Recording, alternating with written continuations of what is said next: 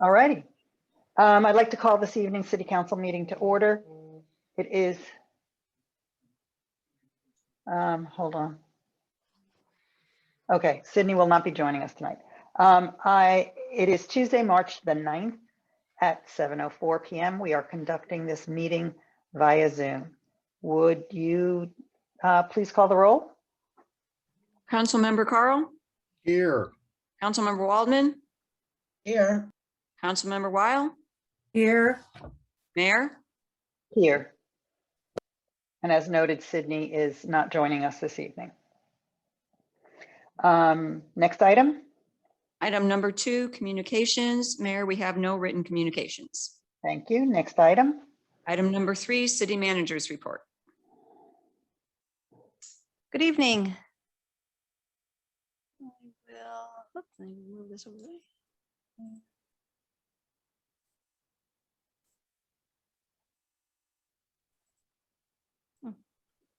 Moving a little slow tonight. Sorry, here we go. Okay. Tonight I'm going to give the council and the public a couple updates on some organizations that the city is a member of. St. Louis Area Insurance Trust, also known as SLATE. The city's gets its workers' comp, property, and health insurance through SLATE. It's actually a consortium of other member cities, and so it was been in existence around 20 years or so, but it's increased what it's done and what forms of insurance it provides. We have always been with Daniel and Henry for administration and brokerage service. This is where it has started. And so this is one of the first times we're actually going out for a request for proposal for administration and brokerage services for SLATE. The request had been out. It actually closed at the end of this week, or last week, I'm sorry. And we decided, the board of directors decided this was a good time. We'd actually talked about this a couple of years ago. It was one of our recommendations that we kind of just go out and see what's happening. And as you recall, there was Better Together, and it didn't make sense to kind of try to do a big project like this with Better Together, a possible vote coming. And so now we've taken it back up and decided, because we're financially stable, we have no problems with Daniel and Henry whatsoever. But again, it's good to go out and just see what else is out there. And so those proposals have come in. I am currently serving as the chairperson for SLATE. And so that is a process that we'll, as the board, will start doing a review of those proposals. Actually, it started today. And then we'll do some interviews, and obviously we'll come back to this body when we talk about kind of who the administration and brokerage services are. They're currently both under being handled by Daniel and Henry, and we were looking for proposals that may split those up so that you have one entity working as kind of your administrator and the other as your brokerage. The other entity which we are a member of is East Central Dispatch Center. East Central Dispatch, eight cities that came together and have a consolidated dispatch. They dispatch both police and fire. Their physical location is in Richmond Heights. It too, it's been around for a while. It's one of the kind of partnerships that cities have, similar to SLATE when we came together and said, how do we work together and provide better service? How do we do it more efficiently? And East Central Dispatch is one of those services that's come about. We are currently we pay for fire and police service. It's based on use, the number of calls. But there are some calls that are considered administrative calls, and so they're not part of the the math that goes into figuring out the annual bill.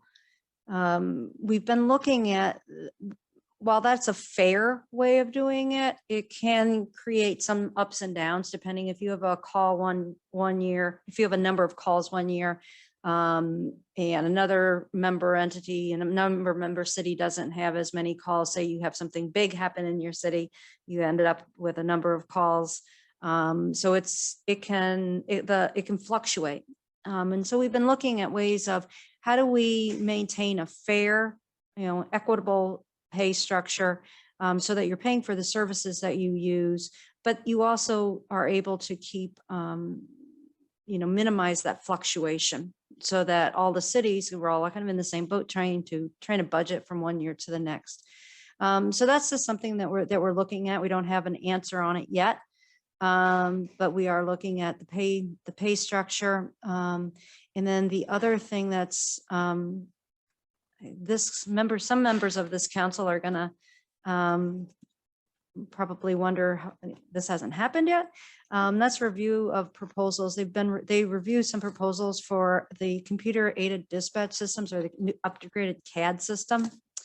And you may recall, I know it's been over 8 years ago, because it was prior to my being here. There was a sales tax that was approved for the county, basically to upgrade the dispatch services and other things. And there's been some of that. There's been the digitalization of some of the radios, things like that. But the actual CAD system hasn't occurred yet. There had been a committee at the county level for quite a while, looking at kind of new systems. And at this point, a couple of that committee then dissolved over the last year, 2 years. And so a couple of other PSAPs is what they're called, but dispatch centers, got together and put out requests for proposals for a computer aided dispatch system. What this will do is it will really, it will upgrade us to the next level of dispatching, because what that dispatching, it will work better with location identification for cell phone calls. So CAD systems, they were easy when somebody called from a landline, you kind of knew where that address was right away, and it kind of easily went to a digitized map. With the advent of cell phones, that location isn't always clear as to where it's at, depending on where the signal's being transmitted from, and things like this. Well, the upgraded CAD system will assist with that. So it's considered an enhanced 911. And so they have been looking, and our director is currently in negotiation with Regis, who would be the entity that would be working with the system to get it installed, because they do the computer systems for our dispatch and for a number of other dispatches and police and fire departments. So we've got a couple of things kind of happening there. Another group that we belong to, the Missouri Municipal League, while we are members too of the St. Louis area municipal league, we also belong to the Missouri Municipal League, and we get weekly legislative updates. And again, this is now a time when you're seeing a lot of movement in Jeff City on a lot of different bills. Ones that we particularly kind of look at are the economic development, might impact economic development, might impact policing, as well as courts. And the mayor serves on that local or on the St. Louis area municipal league, is the president of that right now, and so is very familiar with how information both from the municipal, from the state league comes down to those area leagues. And then because we don't, although we're one state, we have different priorities as well. And so we look to both that state membership and our regional membership to keep us informed, keep us up to date, and to let us know, when there's pieces of legislation that we really need to be paying attention to. And so I just kind of wanted to kind of give an update on those memberships, because we do have some activity going on, not just the kind of the same old. They kind of work behind the scenes, but they're really integral to the work that we do as a city. And then I also want to just quickly talk about the park and community center improvements. We will be putting out an RFQ, a request for qualifications for surveying work for the parks. We will also be adding kind of an on-call surveying. There are times when something will come up that we require survey work for, and you have to follow state regulations. You have to do a request for qualifications for survey work. So if you can have someone that's on call, that kind of meets that requirement, and yet allows you to kind of quickly move on surveying work. As the council is aware, the engineer and architects are working on the construction documents, preparing those for us to go out to bid. And last week, we did some walkabouts in the parks. We started with two. We started at Warson and Irvside. And it was an interesting process because we walked the parks with the plans and trying to get a sense of what will this look like? What trees will remain? What may need to leave? And it was a great process because we realized that we could make some improvements in our plans, at this stage already, while we're still in schematic design, because you were actually out there on that topography, getting a sense of what it looked like and what it would feel like. So that was an interesting process. Another project that we have in partnership with the Great Rivers Greenway is our Centennial Greenway. And things are really moving on that now. If you can see my pointer, this is Dealman Road. This is considered the phase one, or A, 599A, from 170 to Dealman. And this from Dealman to Warson Road is actually B. Well, we're doing B first.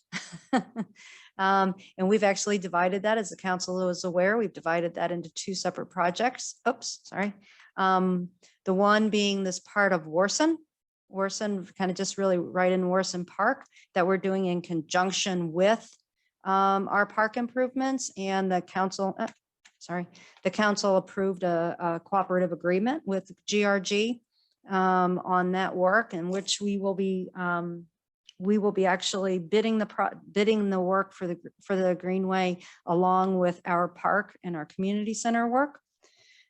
We also are in partnership with the Great Rivers Greenway on this section of Indian Meadows, from Dealman kind of to Warson Park. We have applied for a TAP grant, Transportation Alternative Programming grant, for $1 million. It looks like we're very well posed. The public comment period recently closed on that. They'll be making a decision in the next month or so. But typically, once you make it to this phase, you're in pretty good standing to receive the grant. When that happens, we would end up, it'll come back to the council. We'll ask for another cooperative agreement with GRG, and then we will actually be responsible for this portion. Again, that cooperative agreement is such that these multi-million dollars of work, because that's what this Greenway is, about 4 million right here, will be paid for by Great Rivers Greenway, but the city will be actually in charge of the bidding documents and the construction and all the reporting afterwards. Both of these projects are at about 70% final design. And so they're really moving right along. And one of the reasons I bring this up is I anticipate that within the next month or two, they'll probably to meet with some of the residents along the Greenway in Indian Meadows. We met last summer. We met with each of the property owners, residents that lived here, and told them about the project. We might need a little bit of right of way from some of the folks. And so we're going to be going out and talking with them about this. So again, it's pretty exciting amount of work. Over here, this phase 1, which is I-170 to Dealman Road, they're at about 30% design on that. The biggest hurdle right now is we have a couple of hurdles. One is the railroad, although we just had another meeting last week with an update on how that's progressing, and it is making progress. It is moving forward. It is just doing it at a very slow pace. So we're working on acquiring that. And then we do have an agreement, Heat Properties with his project at the Gateway does include plans for the construction of the crossing at Hilltop for the Greenway. And so again, these projects are kind of working in the background, but they're again within the next, we're going to start seeing some construction over the next 12 to 18 months.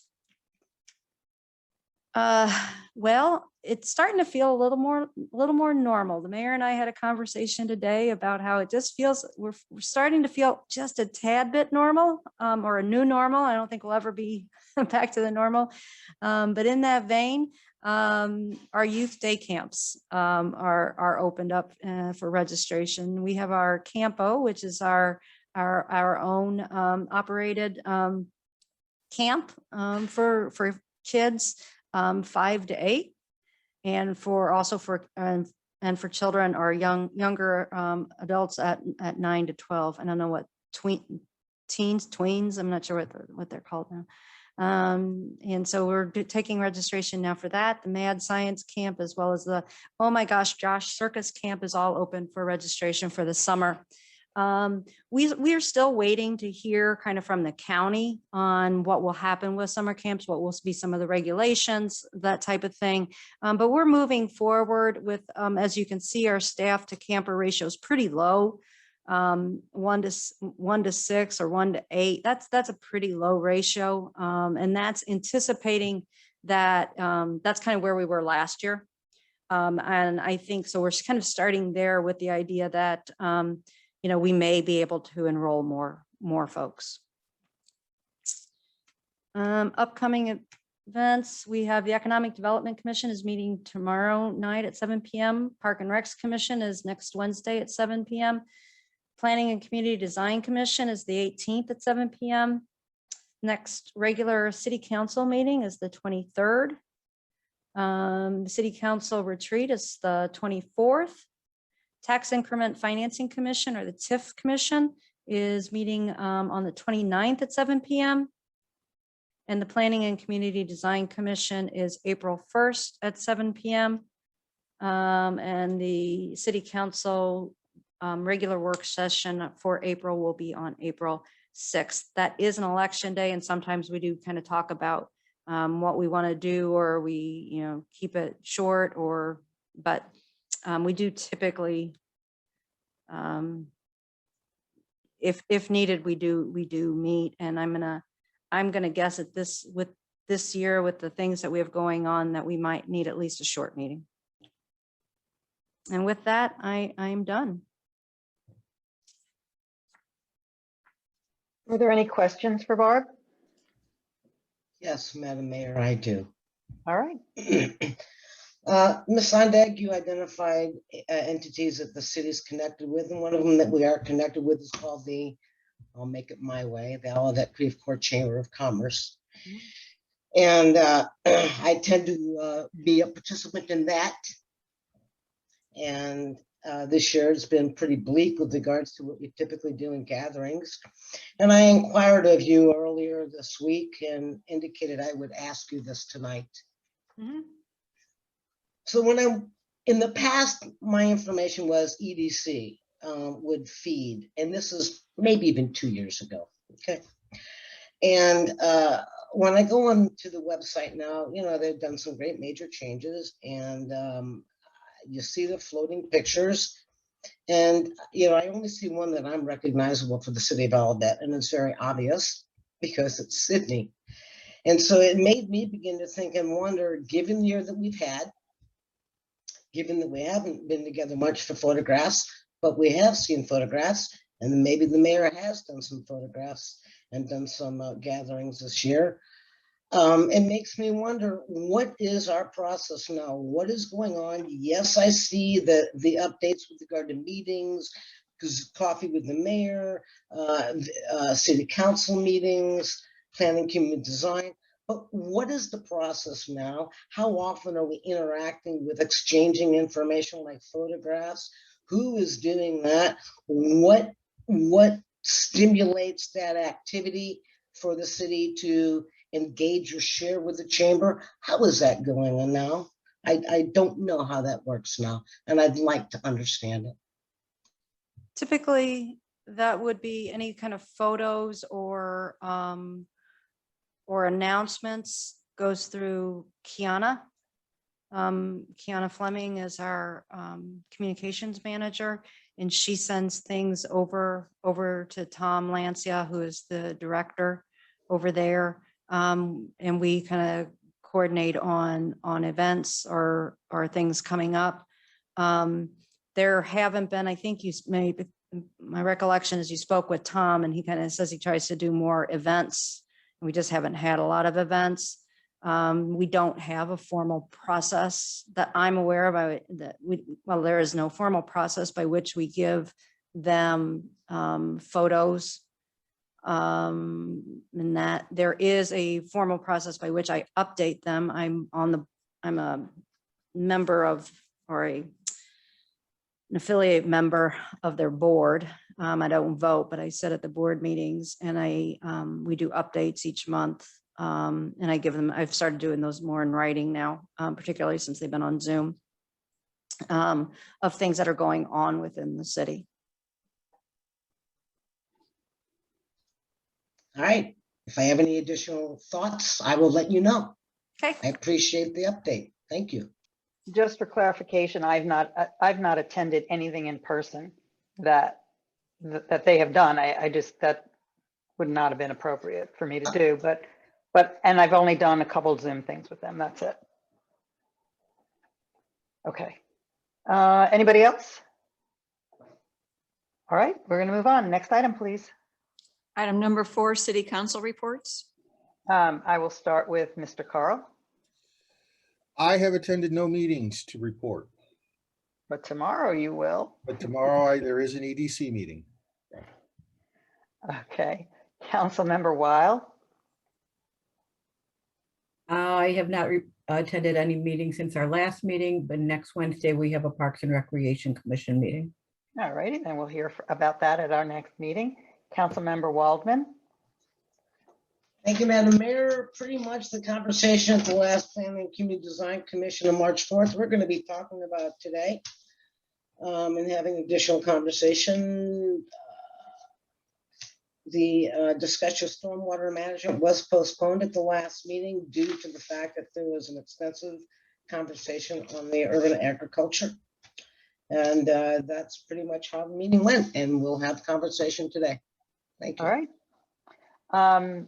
I have not attended any meetings, but I just wanted to also reiterate what the city manager said about the Missouri Municipal League and the Municipal League of Metro St. Louis. Both of these organizations have lobbyists that work on their behalf in Jefferson City.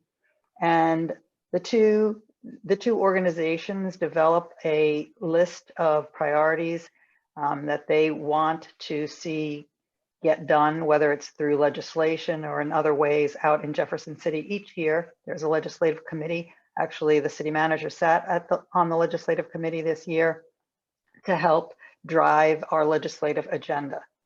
And our lobbyists are working out there, particularly on Wayfair. Wayfair, if everyone remembers, it would be a bill that would enact a tax on out-of-state purchases that were made so that the state of Missouri could collect the sales tax revenue from it. We are missing millions and millions and millions of dollars worth of sales tax revenue because we don't charge sales tax on out-of-state purchases. So that legislation is moving. There are multiple bills being filed. Some of them have considerable issues with them that both the Missouri Municipal League and the Municipal League of Metro St. Louis have taken exception to. There is one that is making its way through, but it is quite possible that will also none of them will be able to cross the finish line this year, which is most unfortunate. So I'll keep you apprised as we move along and let you know where they are. And that is all I have to report. Any Madam questions? Mayor, I Yeah. do. Is that Senate Bill 248 you're talking about that is getting the steam that could possibly, and then my sources tell me if it happens, it'll happen at the last minute and we'll have a tax rate, I don't know who, attached to it. I don't know who's 248. Okay. I don't know who sponsored 248. That's what I mean. Okay. Who sponsored it? Okay. I would have to look back into my notes, but I'm hearing Bill 248 is kind of creeping better than the others. Yeah. Yeah, I'd have to look back. I don't have my notes with me. Like I said, there are at least two, if not three, Wayfair bills, and two of them that the leagues object to. So we'll see how they all come out. If you don't have any other questions for me, we will move on to the next item. Item number 5, hearing from citizens. All right, residents or anyone who would like to address the council, you may do so by raising your hand. The city manager will bring you over. Please keep your comments to 3 minutes or less and address them to the chair. If anyone wishes to address the council, kindly raise your hand.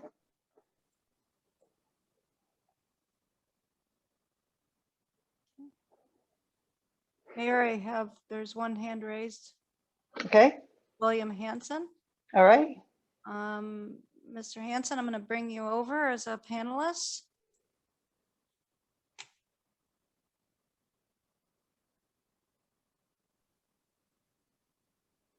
Mr. Hanson, if you would kindly state your name and address for the record. Okay, and I'm probably sorry, wrong That's background. okay. I'll turn my video off. I know I'm not supposed Thank to have you. that. Yeah, Bill Hanson, 817 North Price Road. We haven't discussed it yet, but I got 2 questions about the urban agriculture regulations. Sorry, hard for me to say. The first is how are the regulations going to be enforced? And the second part is the expectation of owners of large gardens or landscape areas expected to measure the square footage of their own gardens and then go out and do a permit if they're 250 feet or larger? Thank you. you're welcome. Mayor, I think those questions will be addressed later in the. I'm sure they will.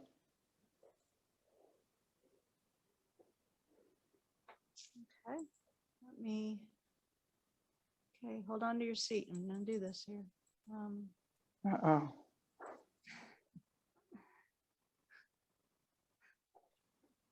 Ooh. Is there anyone else that wishes to address the council?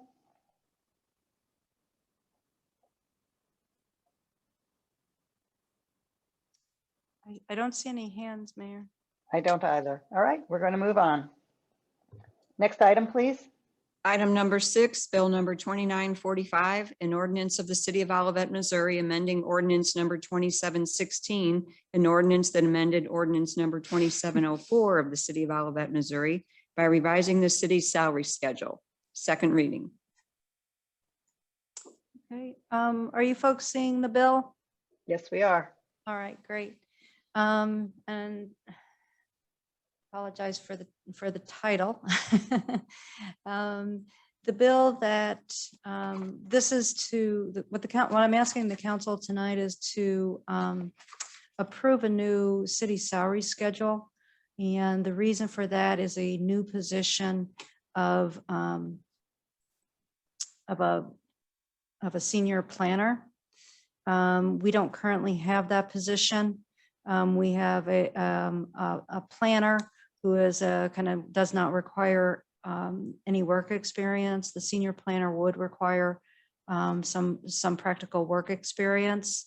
And when Mr. Roper left, he was our planner GIS coordinator. He was an entry level.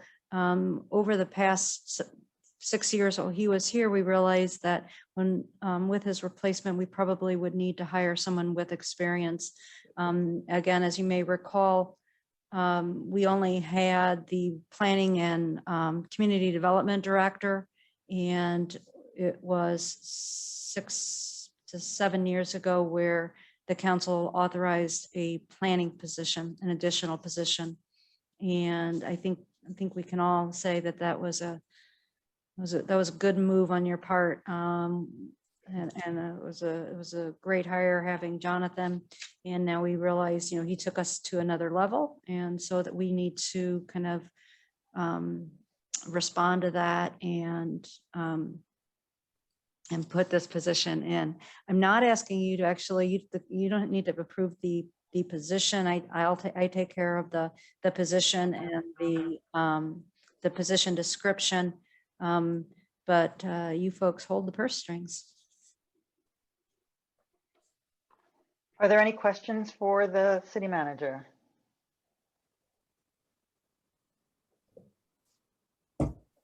I think this is a great move, especially after having Jonathan's expertise and seeing what can be done with this position. Anybody else?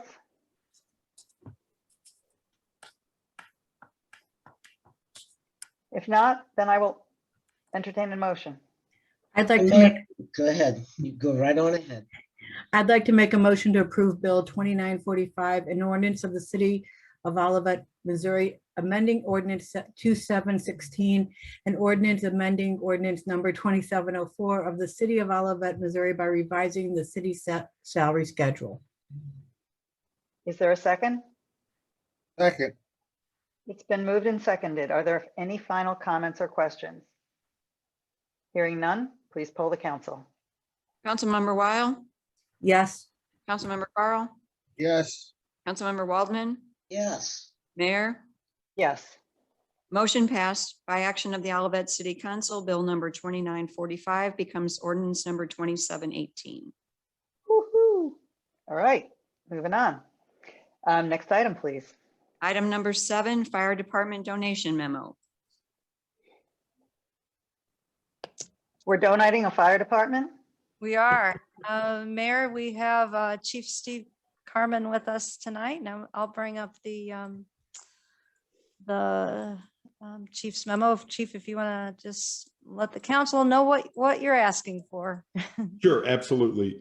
Good evening, Ms. Songdag, Madam Mayor, City Council. My name is Steve Carmen, Fire Chief for the City of Olivet Fire Department. For the budget year FY21, the Fire Department has purchased a new rescue airbag system. The rescue airbag system we currently have will no longer be of use to the City of Olivet Fire Department.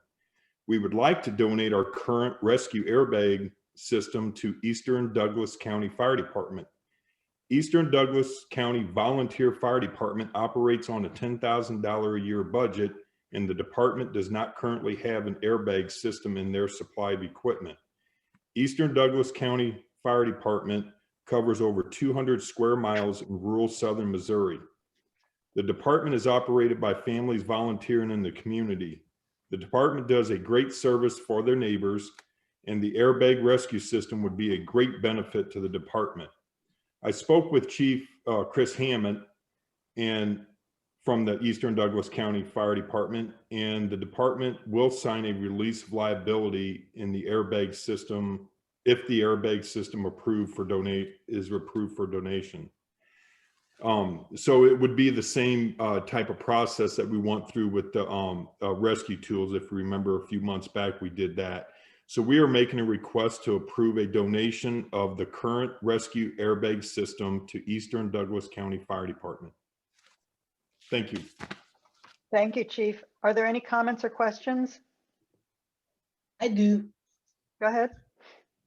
I just want to understand that when a piece of equipment is no longer good for us, it is still good for somebody else. And I clearly understand the rural areas and the volunteer fire departments and the ability of recycling and handing down. But I need to understand how it's no longer good for us, but good for somebody else. And maybe I'm saying that wrong, Chief. No, you're absolutely right. What we do is we have through the state of Missouri, it goes to the fire marshal's office, and the fire marshal reviews the equipment, and they have it looked over by service tech and to determine whether it is still of use and can be used. Because in the I guess for us to use it, we would use it more. In the rural area, it would not be used as much. And they have service companies that could come out and take care of their equipment to help keep it so it's serviceable and usable. That answer your question, Missy? Yeah, if I could just follow one more, and it's more of a curiosity because you said it, and you've been in this line of work for a long time, and you've donated, I'm sure, hundreds of thousands of dollars of stuff to the more Yes. rural fire departments. So when these companies look to see whether it's good or not, these departments don't have a lot of money. Are those services donated and offered to these volunteer fire departments as well? Yes, Cool. yes, Very because cool. they get, I guess there's somewhat of a tax advantage Mhm. when they Okay. do donate stuff to rural fire departments. Okay, cool, very cool. Thanks. Learn something new every day. Anybody else? For my 2 cents, I think it's great, Chief. I think I mean, this is the kind of thing that when we talk about how we all work together, this is it. This is a larger department helping a smaller department. You know, a community that is very blessed, like Olivet, helping a community that doesn't have as much as we do. And I think from my perspective, this is the kind of thing that makes certainly most days worthwhile, is knowing that we're doing this sort of thing. And I really appreciate that. So I'm extremely happy that we've been able to do it and that Thank we you. can continue to do it. So thank you for bringing that to us. And if anyone has anything else to say, I'm happy to hear it. Otherwise, I will entertain a motion for the donation. Madam Mayor, Yes, I make a motion that we approve the request of a donation of the current rescue airbag system to Eastern Douglas County Fire Department. I'll second that. it has been moved and seconded. Are there any final thoughts or questions? Hearing none, please poll the council. Councilmember Carl, Yes. Councilmember Waldman, Yes, Councilmember Weil, Yes. Mayor, Yes, motion passed. thank you, council. Thank you. Thanks, Chief. Next item, please. Item number 8, appointment of Mike Waite to the pension board. 1 second, I'm just changing Steve's role. Yes, the pension board by the charter actually has a, or by ordinance, sorry, has an employee representative. The employees choose the person that they would like to represent them. Bill Miller had been that representative since I'd been here. With his retirement, then the employees voted, and they have voted Mike Waite to represent them on the as the employee representative. Mike has a lot of knowledge about retirement and pension and things. So I think he'll be a good match for the board. So we would just be asking for a motion to appoint Mike Waite to the Pension Board of Trustees. Would someone like to make that motion? Madam Mayor, I make a motion that we approve resolution 20, is that Nope. correct? No, it's just, there's no paper, Appointing. just the appointing Mike Waite to the. Oh, pension. I'm sorry, I'm on the next item. That's my apologies. That's why I got confused too, because I looked at it because there wasn't a space in between. Sorry. Okay, yes, I make a motion to appoint Mike Wyatt to the Pension Board Trustees as the employee representative. Is there a second? I'll second. All right, council, do you have any further questions or comments? I will say that I know Mike does have a lot of knowledge, and I'm looking forward to having him on the pension board. I think he'll be a really good asset there, and I know he'll ask the appropriate questions, and it'll be good. Conversation will be good. So I'm looking forward to it. And with that, please poll the council. Councilmember Carl, Yes, Councilmember Waldman, Yes, Councilmember Weil, Yes, Mayor, Yes, motion passed. thank you. Next item, please. Item number 9, resolution number 2021-204, a resolution authorizing the city manager to enter into an agreement for investment consulting services with Marquette Associates, Inc. Thank you. The city's contract for financial assistance for the or financial consultants for the pension is with the contract is already really with Marquette Associates. The actual contract when in 2012 when Fiduciary was purchased by Marquette Associates, they assumed the contract.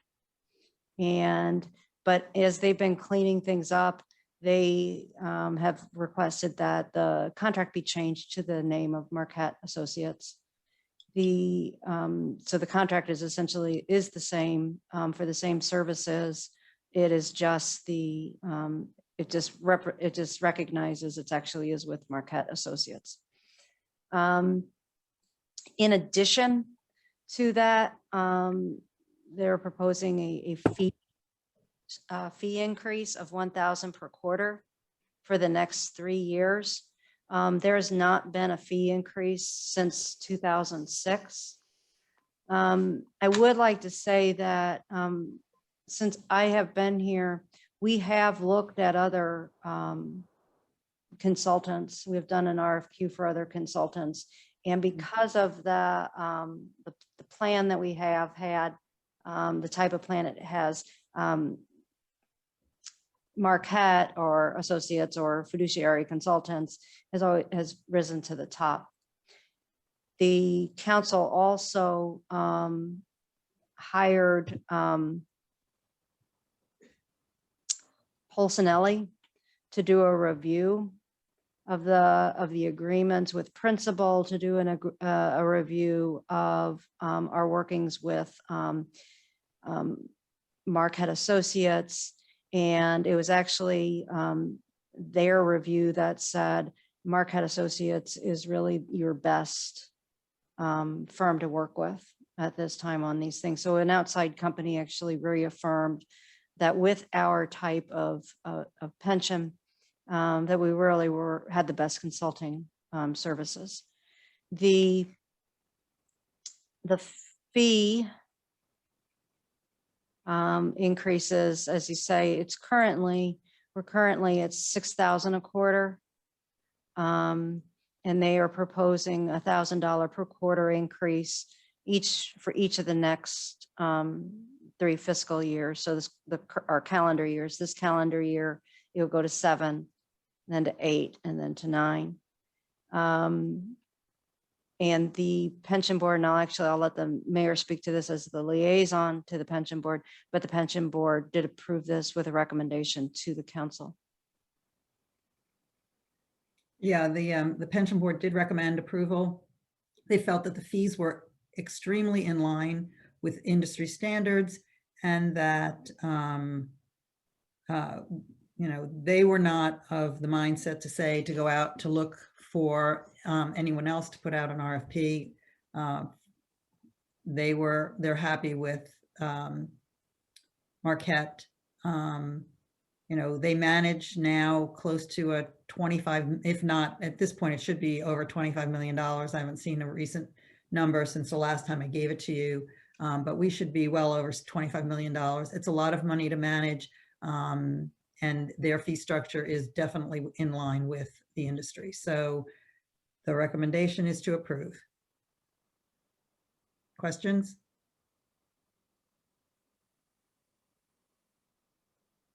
All right, then I will entertain a motion.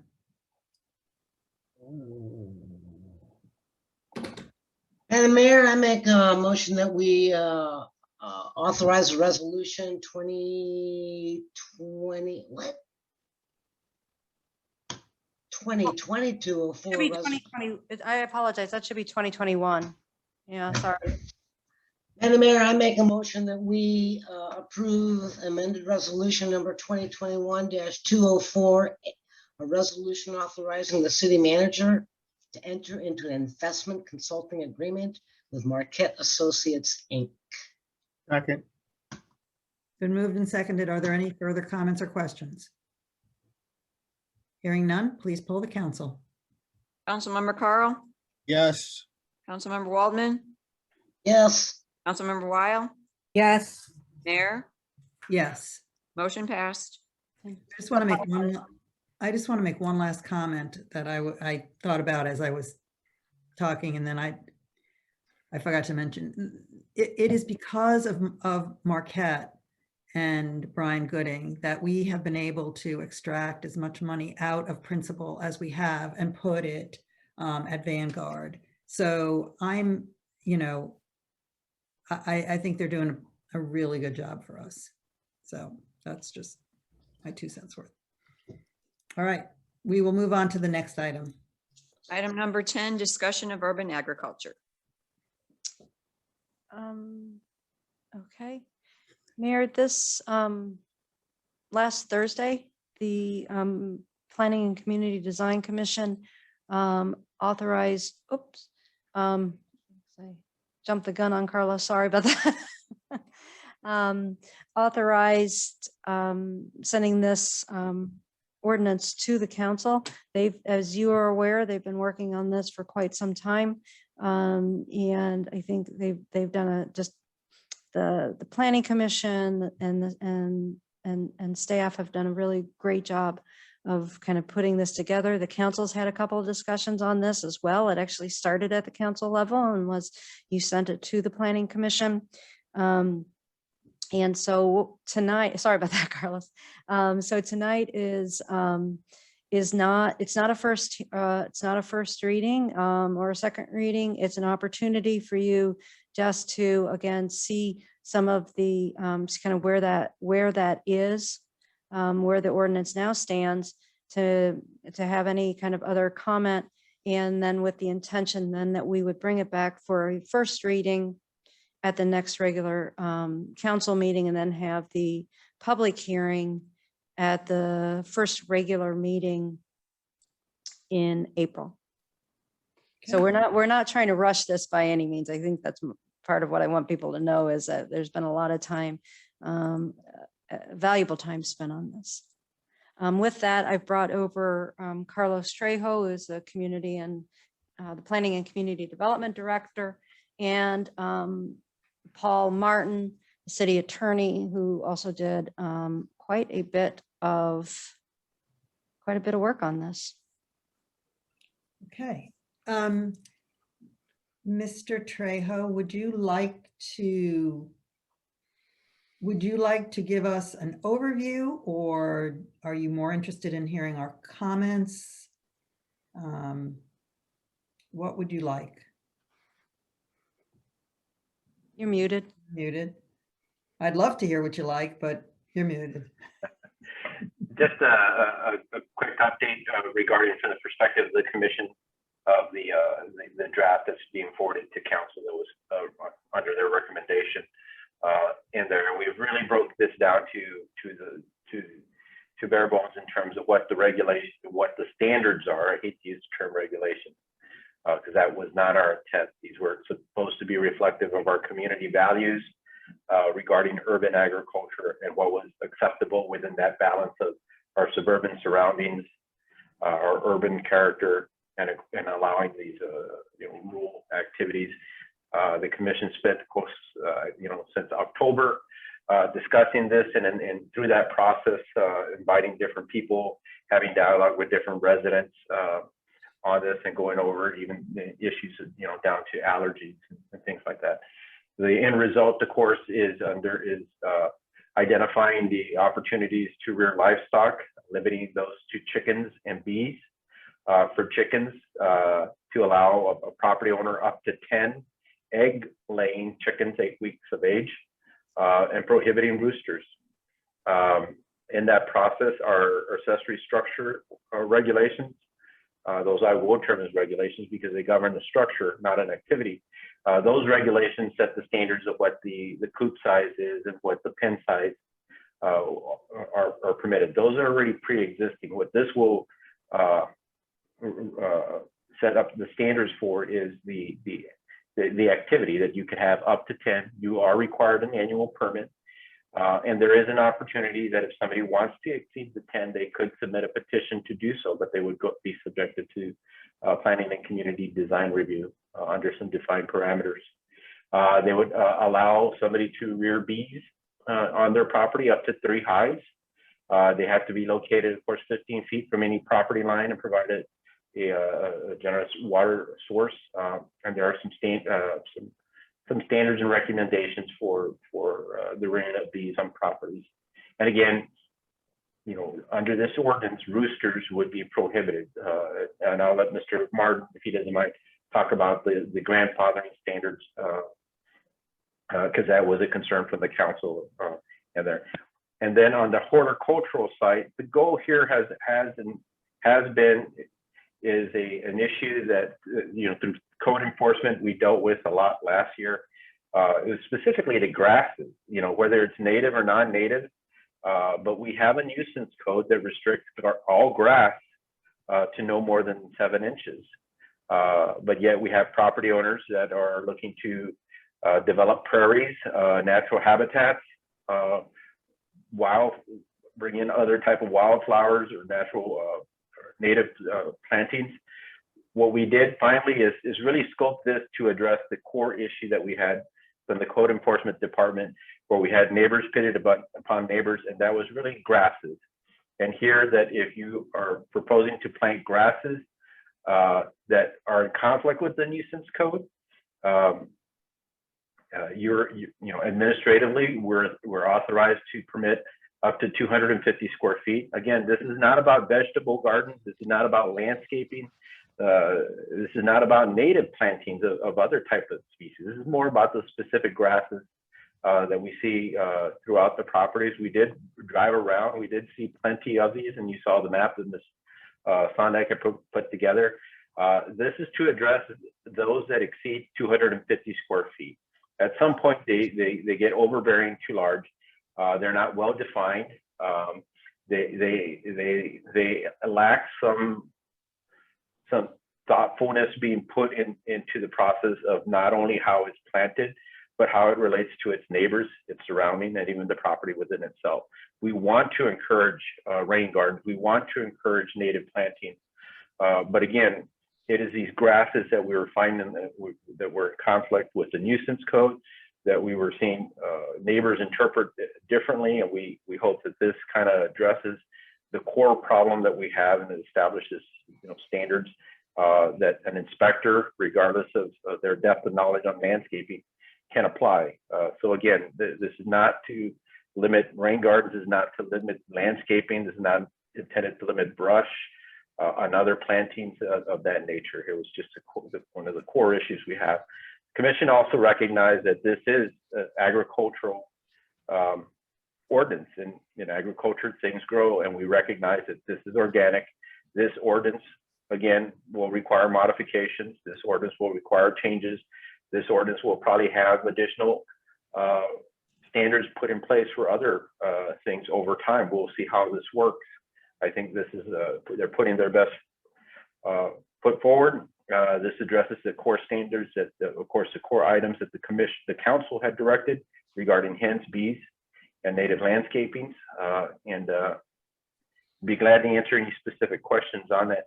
And the last thing I'll note, we did put a placement that bamboo would be prohibited. The planting of bamboo would be prohibited. Again, I'll let Mr. Martin address the grandfathering clause of properties, the existing properties that have bamboo on their grounds. Mayor, I'd be glad to answer any specific questions, but that just kind of gives a general overview of the commission's recommendations. I'm going to ask that we hold questions for Mr. Trejo until Mr. Martin finishes speaking, and then the council can have its opportunity to either ask questions or make comments. But let's hear from these two gentlemen, and then that may answer some of our questions even. So Mr. Martin, if you would be good enough, please. Sure thing, Mayor. Am I on the air? Yes, you are. All right. You're live. This is as Mr. Trejo mentioned, this is a culmination of a long process, and hopefully we have included all the recommendations of the PCDC in their latest review of this. And still, after doing so, there are areas that are going to need to be cleaned up a little bit. I can see a couple of areas that just need some tweaking, and they're not even worth mentioning. But this will not be the final draft that you receive for consideration. As far as pre-existing conditions, as Mr. Trejo noted, the ordinance requires no more than or prohibits any more than 10 egg-laying hens. And it also prohibits roosters, and that's one of the clarifications I want to work on just a little bit. But the rearing of roosters more than 18 weeks of age is going to be prohibited under the ordinance. We have to clean that up a little. As far as either of those categories, more than 10 hens or roosters that are over 18 weeks of age, we are permitting those to continue to exist in this ordinance. And that is in section 445.050 sub 2. And that language needs to be cleaned up a little bit too. But the purpose is to say, if you currently have 11 or 12 hens, or if you currently have these roosters that are over 18 weeks of age, that you may continue to keep those until such time as those particular animals either die or are removed for some reason or another. Bamboo. Pre-existing bamboo also needs a little bit more fine tuning. The goal here is for pre-existing bamboo that is adjacent to a city right-of-way, that bamboo be cut back without any equivocation to 10 feet from the right-of-way, and a barrier installed to prevent future growth of bamboo into that 10-foot area. And with regard to bamboo that is adjacent to a private property owner, what we tried to do here, because some neighbors have pre-existing arrangements about bamboo, and some people it bothers and some people it doesn't. So what we tried to do here is to walk a line between those two folks. And if a neighbor does not want bamboo encroaching near the boundary line, we require the bamboo owner to cut it back 10 feet, just like he would for a city right-of-way. But if the neighbor doesn't mind the existence of that bamboo, then there isn't any violation of the chapter, and that condition can continue. Let's see. The ordinance still provides that in no event can one's bamboo encroach into another person's lot. So that is the bamboo explanation. I think that is about it. Yeah, I'm happy to address anything that the council might be interested in or answer any questions. Okay, I am going to now ask the council if they have comments or questions. If you've read through this and you have a series of questions, perhaps it's best if you just ask your series of questions, unless you want to do this section by section, and we can ask questions on that section. Would that be easier for you if we did it section by section, Mr. Martin and Mr. Trejo? I don't think it matters, Mayor, but can I interject just one thing? Yes, sir. Ms. Waldman was interested in some language addressing the interplay between the city's regulations and possible subdivision regulations. Uh-huh. I wanted to let her know that I do have some language drafted to be put in the applications, but I thought I would raise that with the council so that we don't waste time to see if everybody would agree with that. Yeah, I think it would be good for all of us to hear what you have planned, because that was one of the things I wanted to discuss with You wanna you. do that some of now? that language that's there. Yes, if you wanted to do that now, that's fine. Okay. Can I just suggest we start with the other questions first? Yes, I do that one last. that would be great. Okay, so I Since am, that's just part of the application and not part of the ordinance itself. okay, that's great. All right, so Missy, do you have any comments or questions for Mr. Martin or Mr. Trejo? Oh boy, I get to go first. Mm-hmm. I I'm doing it do. the same way as I did last time. A couple things. First off, Paul, I feel that under definitions, indentures should be under definitions. And I'm telling you my thoughts, folks. These are my positions. These are my thoughts. So I feel under definitions, indentures should be identified. I also feel that under the purpose and the intent, we should add a number 8 called common courtesy and put in there what you've all indicated under common courtesy. My question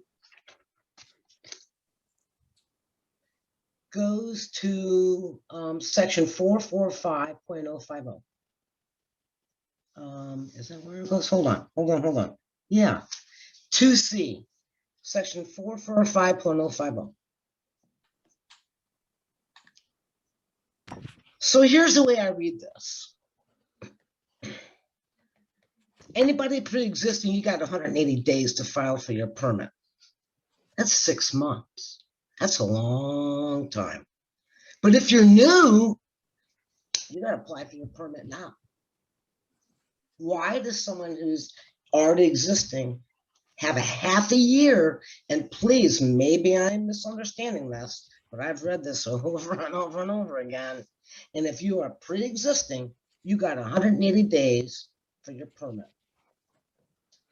But if you're new, it's now. I don't understand why it's 6 months. That just doesn't seem balanced. I consider that to be flawed. And yes, I had another note here, Paul, that there's nothing with regard to indentures in the document, so I am looking forward to your thoughts as well. So, so those are my 2 comments with regards to what I am seeing so far in the actual urban agriculture chapter 445. All right.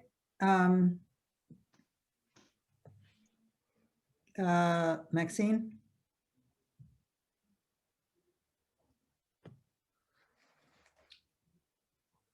Do you want them from all of it? Mm-hmm. You want me to respond to that particular one, or do you want to go on to other members? I thought you wanted them to answer Missy's and then go on to the next. Well, okay, you can answer Missy's. The answer is, I don't know. It doesn't make a whole heck of a lot of sense. It was an original part of the ordinance that people with pre-existing conditions would have 120 days to eradicate those conditions. And then we shifted focus on that. And that is a vestige of that particular time.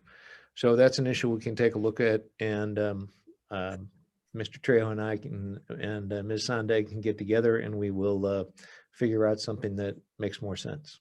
Well, if I may interject, part of the reason that got changed is because I asked the question,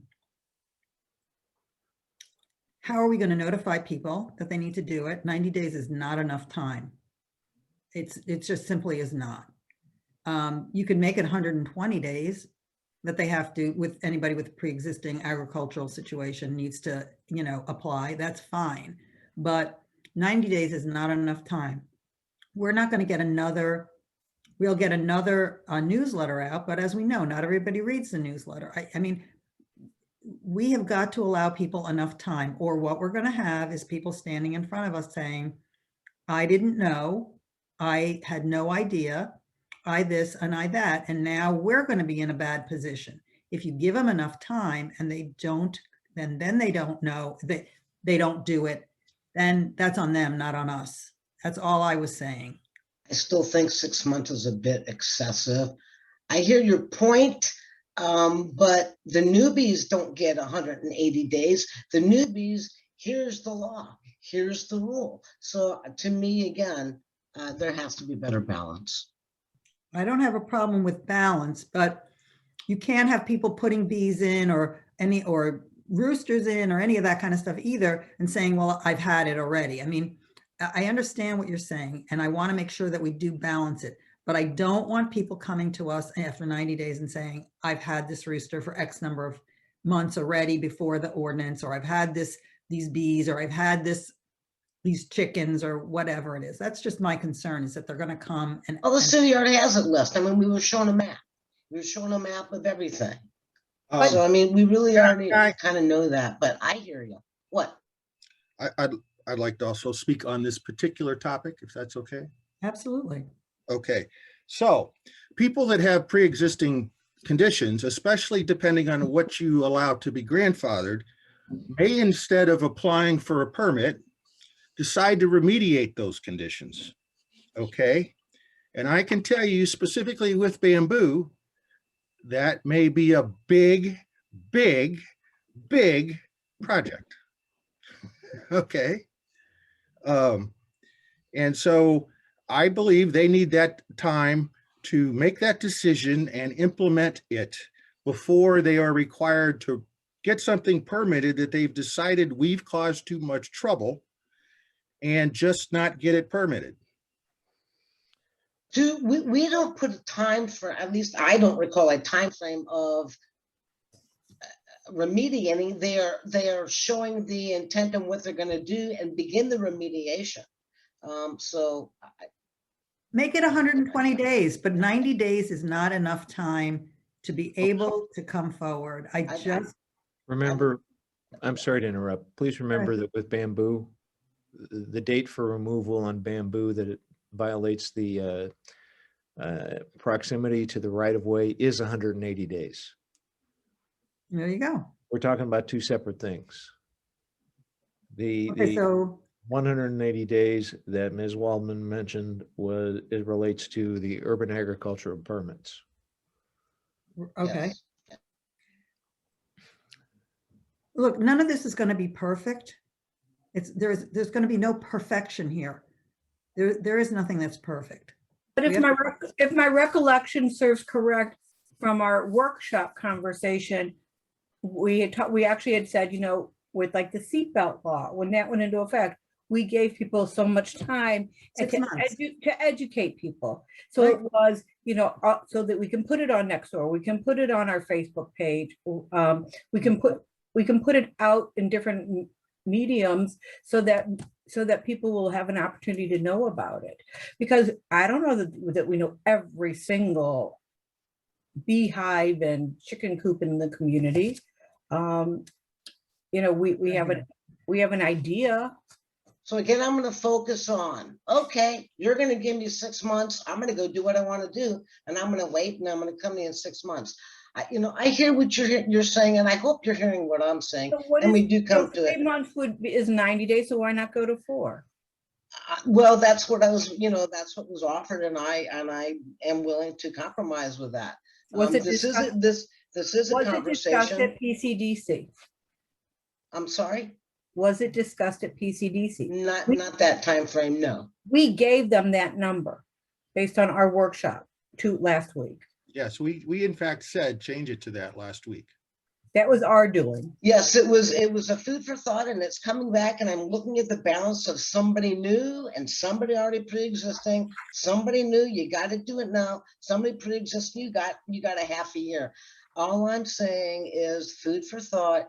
To me, a half a year is too long. The mayor came back with what she said would be a compromising number. At the end of the day, it's the 5 of us that decide. I've spoken my piece, and we'll see what happens. I'm fine with 120 days. 90 days is way too short. It is fraught with issues. We will have too many problems. It's just not enough time to notify people when we don't even know for sure where everything is. And I can respect that 90 days being a bit too short. I'm hearing you. All right. My turn? It is your turn. I'm sorry. I really It's lost okay. track of where we went. That's fine. So in regards to the grasses, and Carlos is still on here, I just had a clarification question. Because I see that during the summer, lots of people have those clumped grasses that grow tall. And now that it's spring or during the winter, I see that they've cut them down and then they regrow. So, and they're round, they're like along to like border their houses or their yards along the path or along Dealman. Is that what you're talking about, being just in those clumped grasses? Even those can only be so tall? Because that confused me. It's not about controlling the height. Right now, under the nuisance code, those grasses or those clumps put us in a quandary between whether it is a violation as a nuisance right now without any changes whatsoever. This gives us a little bit more flexibility on those, and we've seen a lot throughout the town, but not many exceed the 250 square feet. I mean, many are pretty well designed and pretty well defined, and they're used as accents to their landscaping or their lawns. But we did have a couple this year that went pretty excessive, and those are the ones that we're trying to hone down on there, and that's why we went with the 250 square foot number. Because and those also are the seeing ones we those got. percentages. Okay, and those are the ones that we got like complaints on where they grew excessively? Correct. I think, if I may interject something here, I think we're overthinking this whole thing about there are well delineated, well-designed landscapes that have these grasses in them. Landscapers love to use those grasses. They put them in, they anchor things. Sometimes they use them as a screen, that kind of thing. But they don't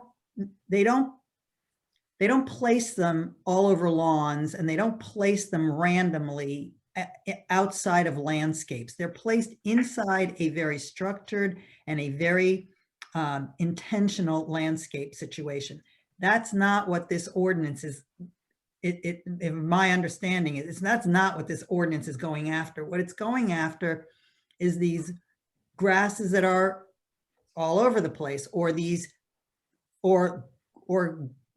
gardens of grasses that are all over, huge kind of thing. Am I misunderstanding this? Mr. Unkept, and they're unkept in their appearance as well.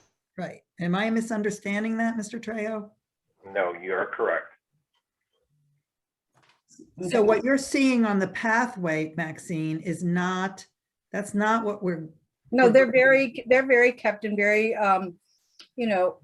trimmed and Correct. contained. Okay, so my next question with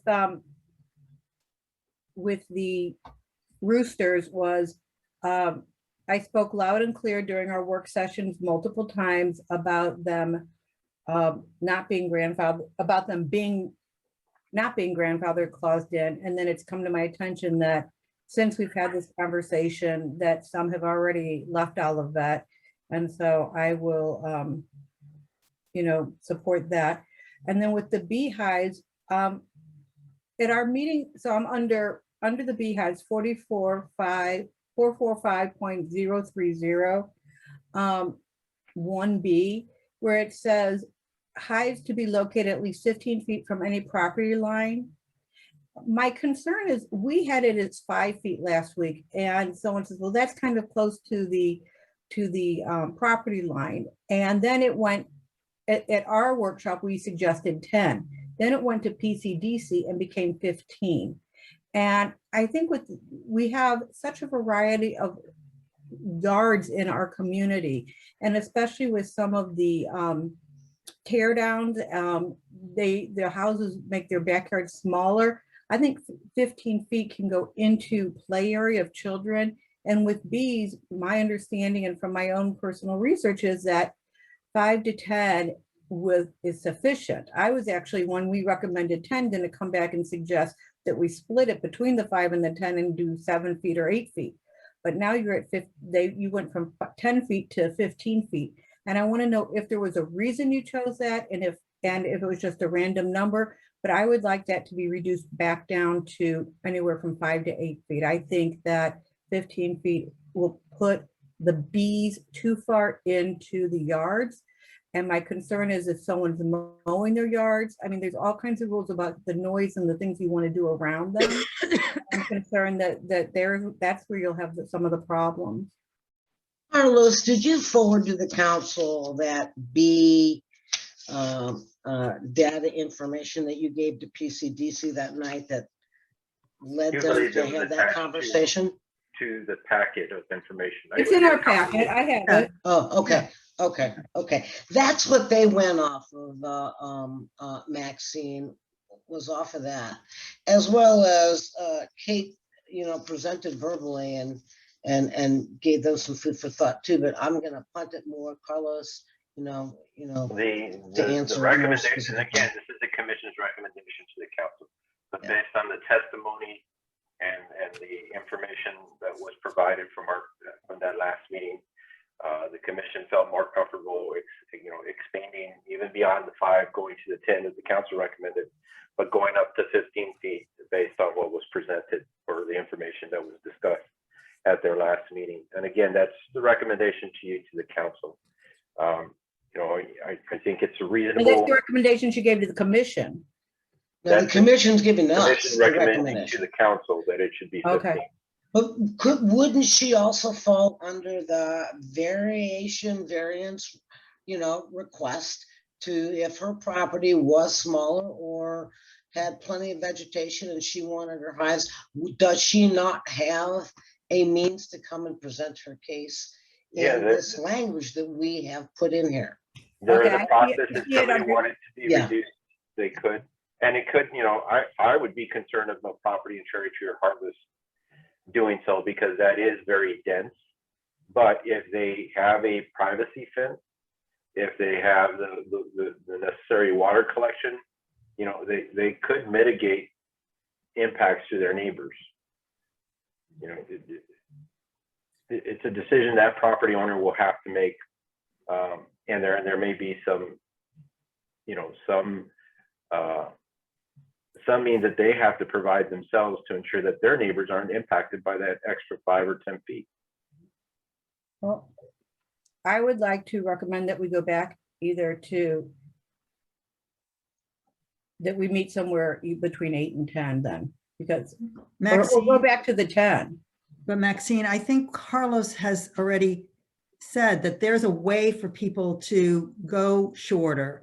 I have to tell you, I would not be happy if the people next door had a beehive 5 feet from my house. I would, from my property line, it would make me very anxious. It's not from the side, Ruth, it's from the rear. They have to be more than 5 feet from your side. How far from the side yard, Carlos? Side yard located behind the footprint of the principal structure and screened from view. So, but 5 feet Oh, from I'm the, on, I think from ours, so it's on here. They changed.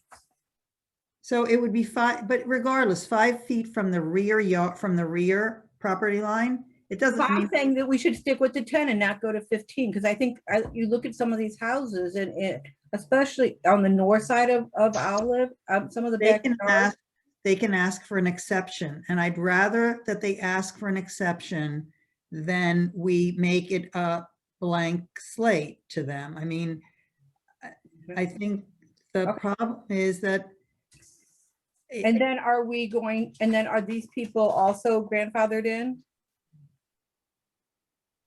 The ones that have beehives now, yeah, If they're only 5 feet or 10 feet? and they'd have to come and present their case to the city for that variance of our regulation. no, wait, if you're No, Missy, grandfathered if in, you're they already grandfathered have in. them, aren't they Beehive- grandfathered in? Beehives are not grandfathered. Non-conforming beehives are not grandfathered Why is that? because we didn't discuss it. I thought we were grandfathering in the bamboo and the beehives and the chickens and the, I thought we were specific. Sure. I thought we were having specific discussions about the chickens and the bamboo. I did not realize we were talking about bees. Well, they're part of the agriculture, they're part of this conversation.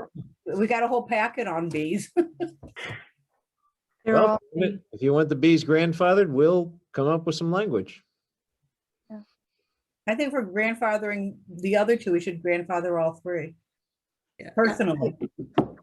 I mean, I would agree with that. I think, if we're going to be consistent and we're going to be fair, then we need to be consistent and fair across the board. That bees need to be grandfathered in. Again, I think if you ask someone to please move it, if they would consider moving it to 15 feet, I don't think it would hurt to ask that. I don't think there's any harm in asking that. If they're grandfathered in and they say, no, thank you, we're not going to move it, then they're not.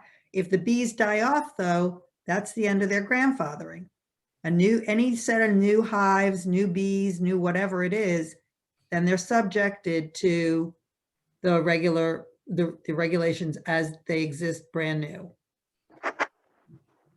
And you also believe we have the manpower to go out and check these beehives, check these chicken coops, and check these landscapes?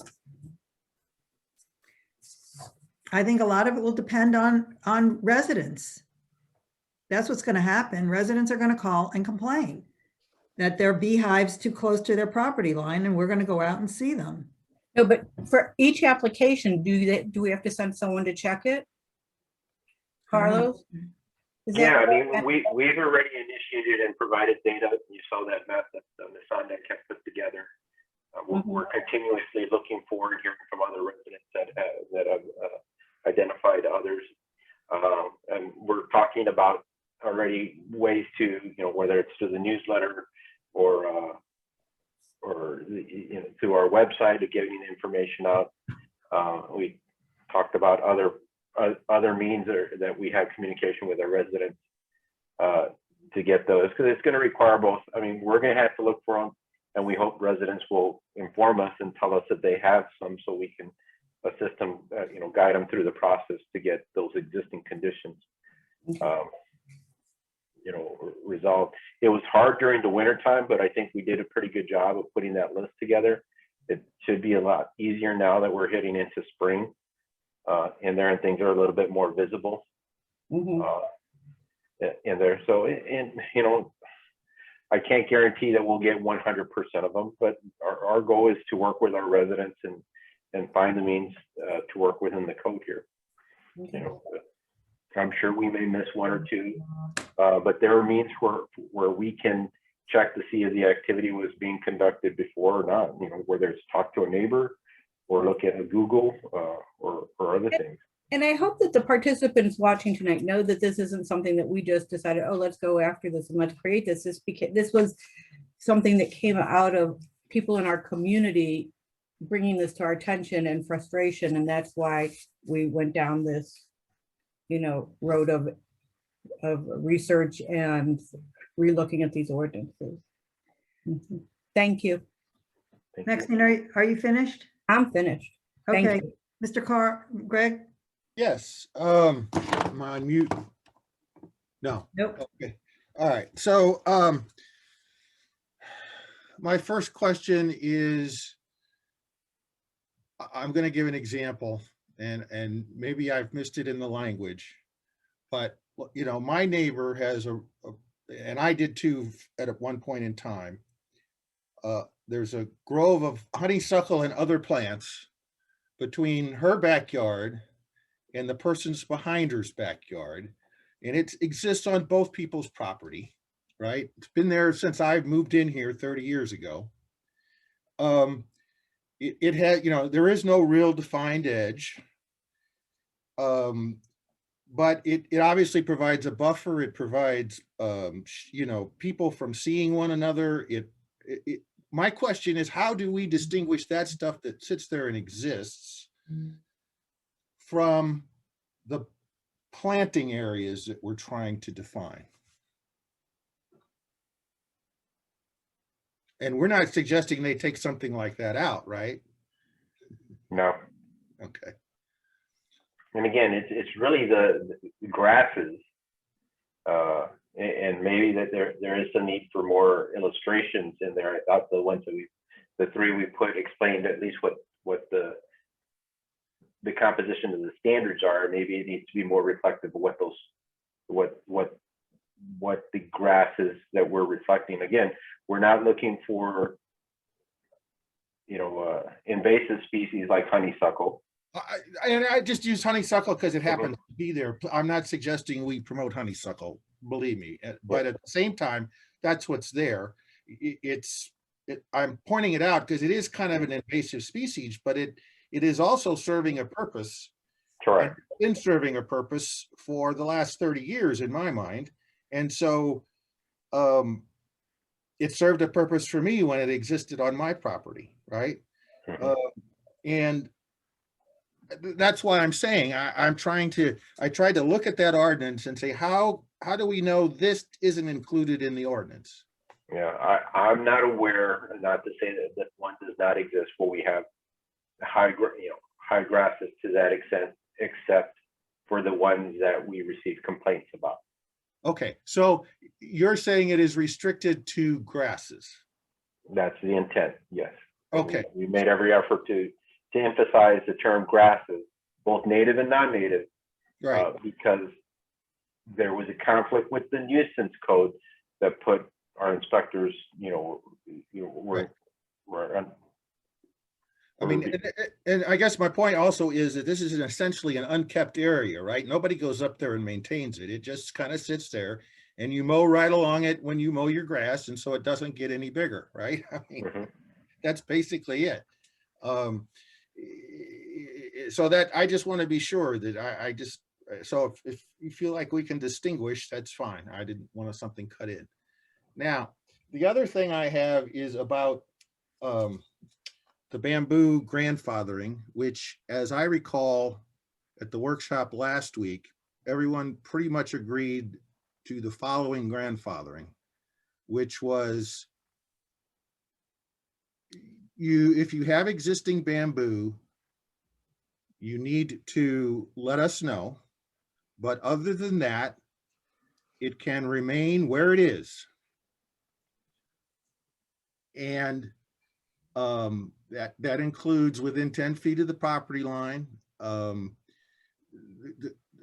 question I would have is if it's on the neighbor's property and it's been there for 30 years, do you call it the neighbor's or do you call it the person next door's? I mean, the neighbor didn't object and have it removed before, to the best of our knowledge. There are properties like that. I support completely that any person should be able to have intrusive, encroaching bamboo removed from their property. But again, I want to emphasize that depending on where it's located,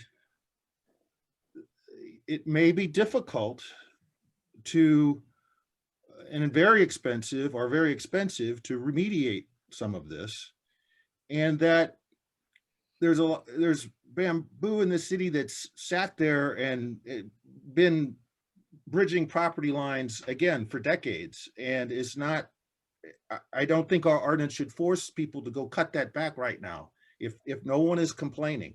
So my recollection of our agreement last week was that bamboo could remain where it is, other than being registered, and that if a neighbor requests that it be remediated from their property, then that must take place.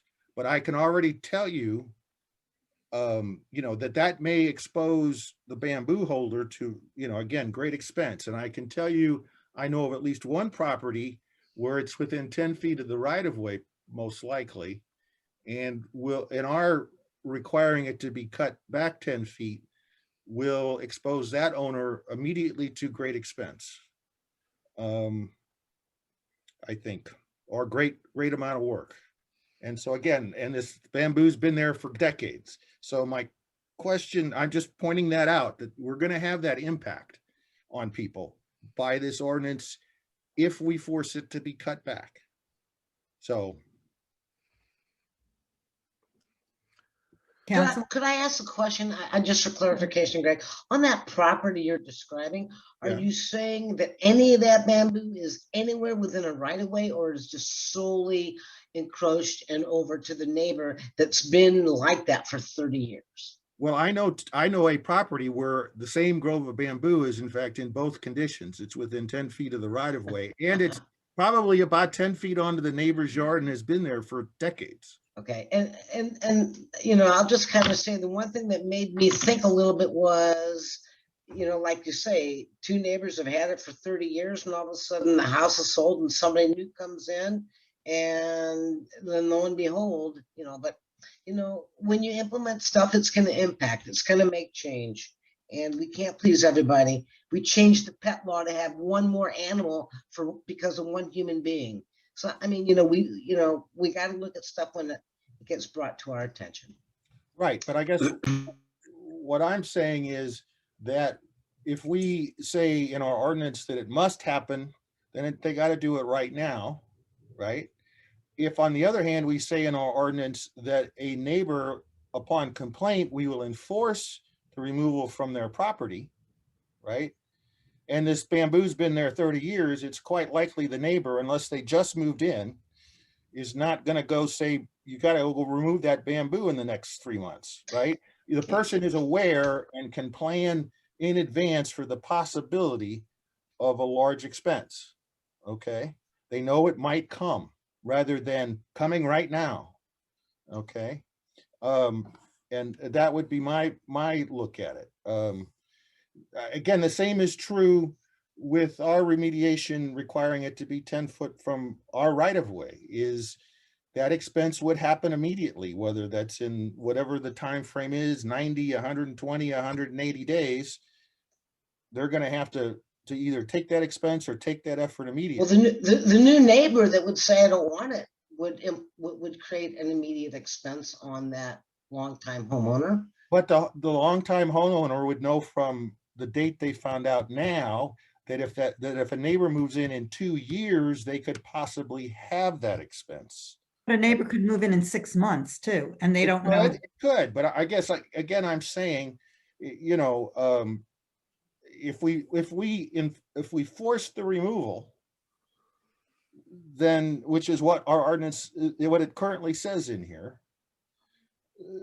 then it doesn't matter whether anybody moves in or not, everybody's going to bear that expense. And I No, don't. the ordinance says that the removal has to happen if a neighbor complains and wants it back the 10 feet. As I recall, that's well, yes, the 10 feet. The other part of that is we agreed last week that it was to the property line. And its reason again being is that a lot of bamboo is within 10 feet of the property line, and it was put within 10 feet for a purpose. It wasn't just randomly put there. It was. Yeah, I know, but a lot of it wasn't put in with a barrier. And unfortunately, bamboo is now on other people's property. And that is the most egregious part, is when your plant comes onto someone else's property. That's egregious. It should not happen. And people should be allowed to say, hey, get that off my property. I agree, off your property, but off Right. their property, but not off your property. Now, the city owns the right of way. And the Right. city is saying, get that off our property. And in most cases, Greg, especially in the instances where I think there is encroachment on the city's right of way, it's a danger. You can't see around the corner. You can't see what's coming. You can't see what's hiding behind it. There's a lot of reasons to want to push it back off the right of way. Right. That is a problem for me, the right of way. And the city is as much a neighbor as anybody else is. And I personally would like to see it back off the right of way. And if 10 feet is too much, I guess the question is, why did we decide on 10 feet? What is it about 10 feet? Is that a magic number or just a number we pulled out of thin air? Well, let me first say, I absolutely agree with you. There is no difference in our position. If it's on your property or the city's property, you can request at any time to have it removed. I totally agree with that. My thing is the distance we're trying to get a cutback on your own property from the property line. And in that case, as I say, there are people that actually placed it within that 10 feet because that was the only place it could go. And if it gets taken down out of that 10 feet, it no longer serves any purpose. I right? understand that. I do understand that. And I think, Carlos, the last time we did talk about that, we said it could stay at the property line, but I think we also agreed that in order for it to stay at the property line, the resident whose bamboo it is needs to put the barrier down. And if they won't, Absolutely, I have no issue with that. and if they don't put the barrier down, then they need to remove the bamboo altogether. I have mean- no issue with having to put a barrier down. Having lived with, this ordinance is not about me. If it were about me and about what I want, I would have the bamboo gone. But I am not going to do that to the woman who lives next door to me. I will not do that because I know it will be a very expensive process for her to do that. So I will not do that to her. But we have lived for almost 20 years pulling bamboo every single year from our lawn. And it's awful. It's backbreaking work, and it's nonstop and it's continuous. It has not ended. In 20 years, we still can't get rid of it. And we have a barrier. We put it down. So if you're the property owner and it's your bamboo, you need to put a barrier down if you want to keep it there. Otherwise, cut it down. I mean, that's what it should be. It should be either or. You put the barrier in, or you have to cut it down and make sure that all the root system is gone. And I absolutely am fine with that barrier on the property line at the neighbor's request. But again, it's by complaint.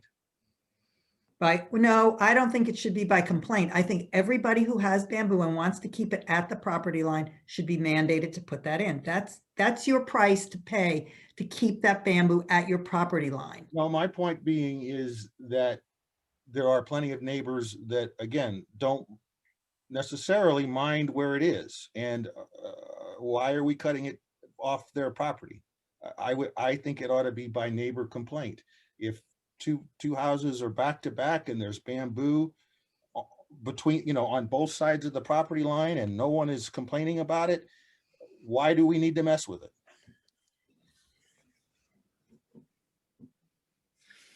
Okay, know. can I throw Yeah, something out there? Sure, knock yourself out. I do. No. I don't know where the 10 feet came from.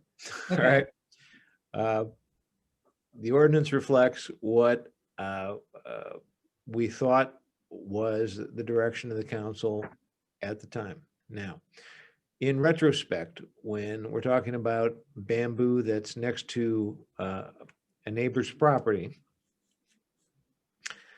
it seems to make sense that the neighbor shouldn't necessarily be allowed to dictate the removal of 10 feet of bamboo on the other guy's property, on the bamboo owner's property, and the installation of a barrier, because it's the other guy's property. I mean, he can do what he wants, really. But the installation of the barrier is essential to prevent the spread. Correct. So we can tweak the ordinance to require the installation of the barrier.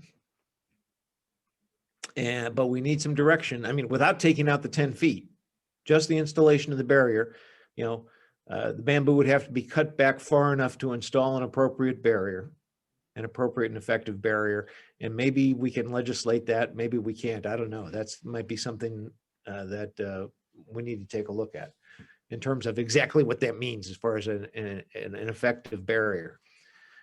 But the question of, do you do it on the complaint of the neighbor, or do you require that everybody does it automatically?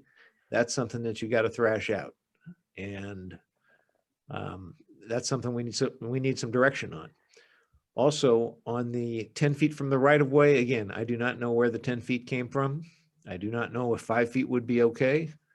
But I asked very explicitly, are we talking about 10 feet from the right of way has to come down? And the answer last week or 2 weeks ago was yes.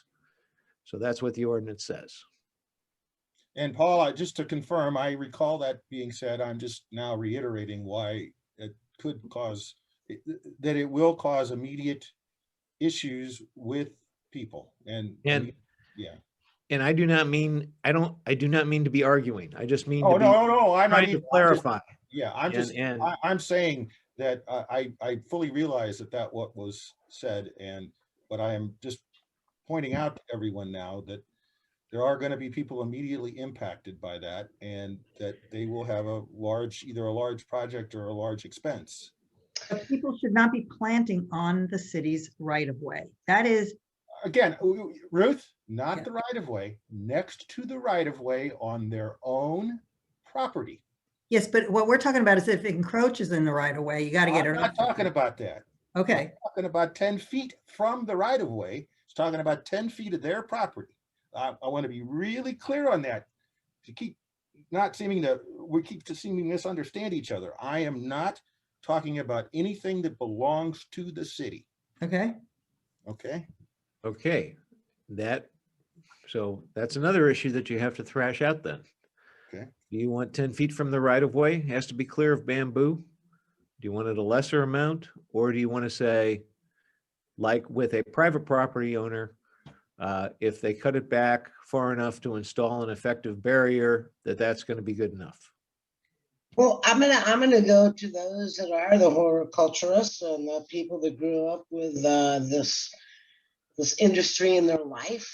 I've heard you all say that bamboo, even if you put the barrier, it's really practically impossible for that barrier to work, particularly when you're dealing with already full grown bamboo.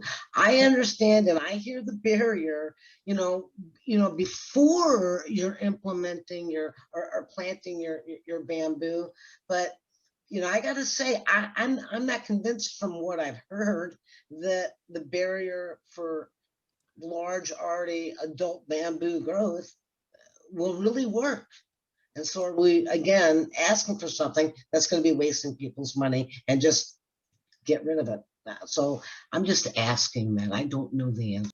It slows it down considerably, but it's not, when bamboo is fully entrenched, it is hard to prevent it altogether, but it will slow it down. I mean, what we see coming across now is far less than when we first moved into the house, and it was everywhere. And it was everywhere. But I understand, let me go back and make sure I understand what you're saying, Greg. You're saying that you don't want the city to require that a property owner has to cut it back 10 feet from the right of way. They just have to remove anything that exists on the right of way, nor do you want them to have to cut it back 10 feet from the property line at all. That is correct. Okay. And I am for allowing sufficient space on their own property that a barrier has to be installed. Let me say that installing the barrier can be, after it's there, is fairly problematic. Bamboo, this running type of bamboo that spreads by its roots, doesn't go down more than about 18 inches. Okay. But if you leave one of those roots, it'll regrow, right? Absolutely. Right. And Mhm. so if you've got an existing grove of bamboo and you want to take part of it and then put a barrier in it, you're probably your fastest way to do that is to just go in there with a backhoe. If you can get a backhoe to wherever it is, right? Dig down more than 18 inches wherever you don't want the bamboo, just dig it all up. Get rid of that dirt because it will have, Mhm. pieces of bamboo in it. Put in new dirt, okay? And then put the barrier along it so that you are absolutely sure there are no root particles in that area that you want to be clear, right? And then as long as I've had success barriers down 18 inches. If you want to make it 24 to be safe, I'm fine with that. But again, we're not talking about new groves of bamboo. We're talking about what exists, okay? And so that if this needs to happen in some spots, it can, but at the same time, as I say, some of these have existed for decades. And so without, to the best of my knowledge, major complaints, I have talked to someone who, at least on one property at the time, had bamboo growing on their property and from somebody else's, and they really didn't seem to care that much. And to them, it also provides a break to the neighbor. So again, I'm trying to be sure we don't go interject ourselves to fix problems that most people aren't having, I guess, even the ones with existing bamboo. Some people do have problems with it, and I absolutely support that they can get it off their property, have a barrier installed, etc., including the city. I guess the question is then, Paul, how do you write that so it satisfies everything that Greg just said? If you can do that, go with it. We'll give it a shot. Okay. Is there anything else, Greg? No, thank you. All right, I have a couple things, if I may, counsel, just for a few minutes. We increased the number of hens from, I don't know what it was last week, to 10 this time. And I don't know about anybody else, but I think 10 is an awful lot of chickens to put on a property. It went from 6 to 10. Yeah, that's a lot. And I, when you're done, I can explain that and then let Carlos go from there as well. Go ahead. I mean, for me, I would support 6. And if you want more, that's when you have to come and ask for more. But 10 is an awful lot of it's an awful lot of chickens and an awful lot of chicken manure. It's an awful lot of upkeep. It's an awful lot of stuff. And I understand people want their eggs. I get it. I buy a lot of eggs too. But come on, 10 chickens, that's a lot of chickens. This is an urban setting. I'm just a little concerned about 10 chickens. All right, can I give you their feedback just so you hear and understand what went on at that Yeah, meeting? sure. Okay, great. Okay. So the young lady that spoke and Rob Shergill, and I don't know if you did, Carlos, but it is my understanding that Rob Shergill went to her chicken shed and looked at things to familiarize himself a bit more. But what she really said is the current 4 square foot indoor and 10 square foot outdoor, that we're seeking in a measurable per bird. She said with the measurables of what we're having for our coops, 12 to 15 chickens can really go in our current measurables and it wouldn't impact the size. And so she brought that up, that you should increase it from 8 to 10 for the egg production. If you have a family of 4, you're not going to have egg production. And what she identified was she has 9 chickens and we got 7 eggs out of those 9 chickens for the family that day. And she indicated chickens only produce eggs for the first 3 years of their lives, and then they produce nothing and they become more of a family member and emotionally attached. So so her response was the measurables we have right now could clearly hold more than the chickens that we have. And when they removed the feces, because I'm sure you're going to go to that next, so I'll just share it. my removal of the pooping, cleaning it every 24 hours was that it was not realistic or necessary. They disputed the fact that poop is funky or dirty. She never scoops up outside. It decomposes quickly. Inside, she cleans the coop one time a week, and maybe when it's cold, every 3 weeks. It is not that impactful. And when PCDC, listened and asked additional questions, and I did too. I asked about meat chickens, which led to the no meat chickens, only hens. So that's just kind of how that conversation went at the last meeting with the information that was provided back to them, Ruth. That's part of why they came back to what they came back to. Okay, thank you for that information. Let me address a couple things. Just because we should have 10 chickens and we can have the space for that doesn't mean just because we can doesn't mean we should. Indentures, I'll repeat that, yeah. I think it's an awful lot of chickens. That's number one. Number two, with regard to the poop, whoever told them that was 100% incorrect. Poop contains pathogens. If we allow poop, just like dog poop, if we allow poop to wash out and enter the grasses, if it gets on the grass, it goes out with the storm water and it washes into the wastewater system and washes down into our streams, into our lakes, and kills fishes and the animal life in the lakes. That's a science. That is the science of it all. And I know that for a fact. So I am concerned when people come to us and tell us they have 9 chickens and they don't clean the poop. And I'm going to caveat what you just said. We also have an ordinance, an environmental ordinance that is federal law or state law that we're supposed to be picking up our poopy, even if it's in our own yard. No, it's the Stormwater 2 Act that we signed with MSD. Yeah. And okay. the bottom line is that is a major concern to me, having 9 chickens and all of that poop, and then having people think that they can let it come into the ground and then wash out in the stormwater. So my reference to the cleaning of the poop 24 hours was removed because of the presentation and the thought that this is not dangerous, it's not risky, it doesn't need to be done, and it's really impossible to go clean poop every 24 hours.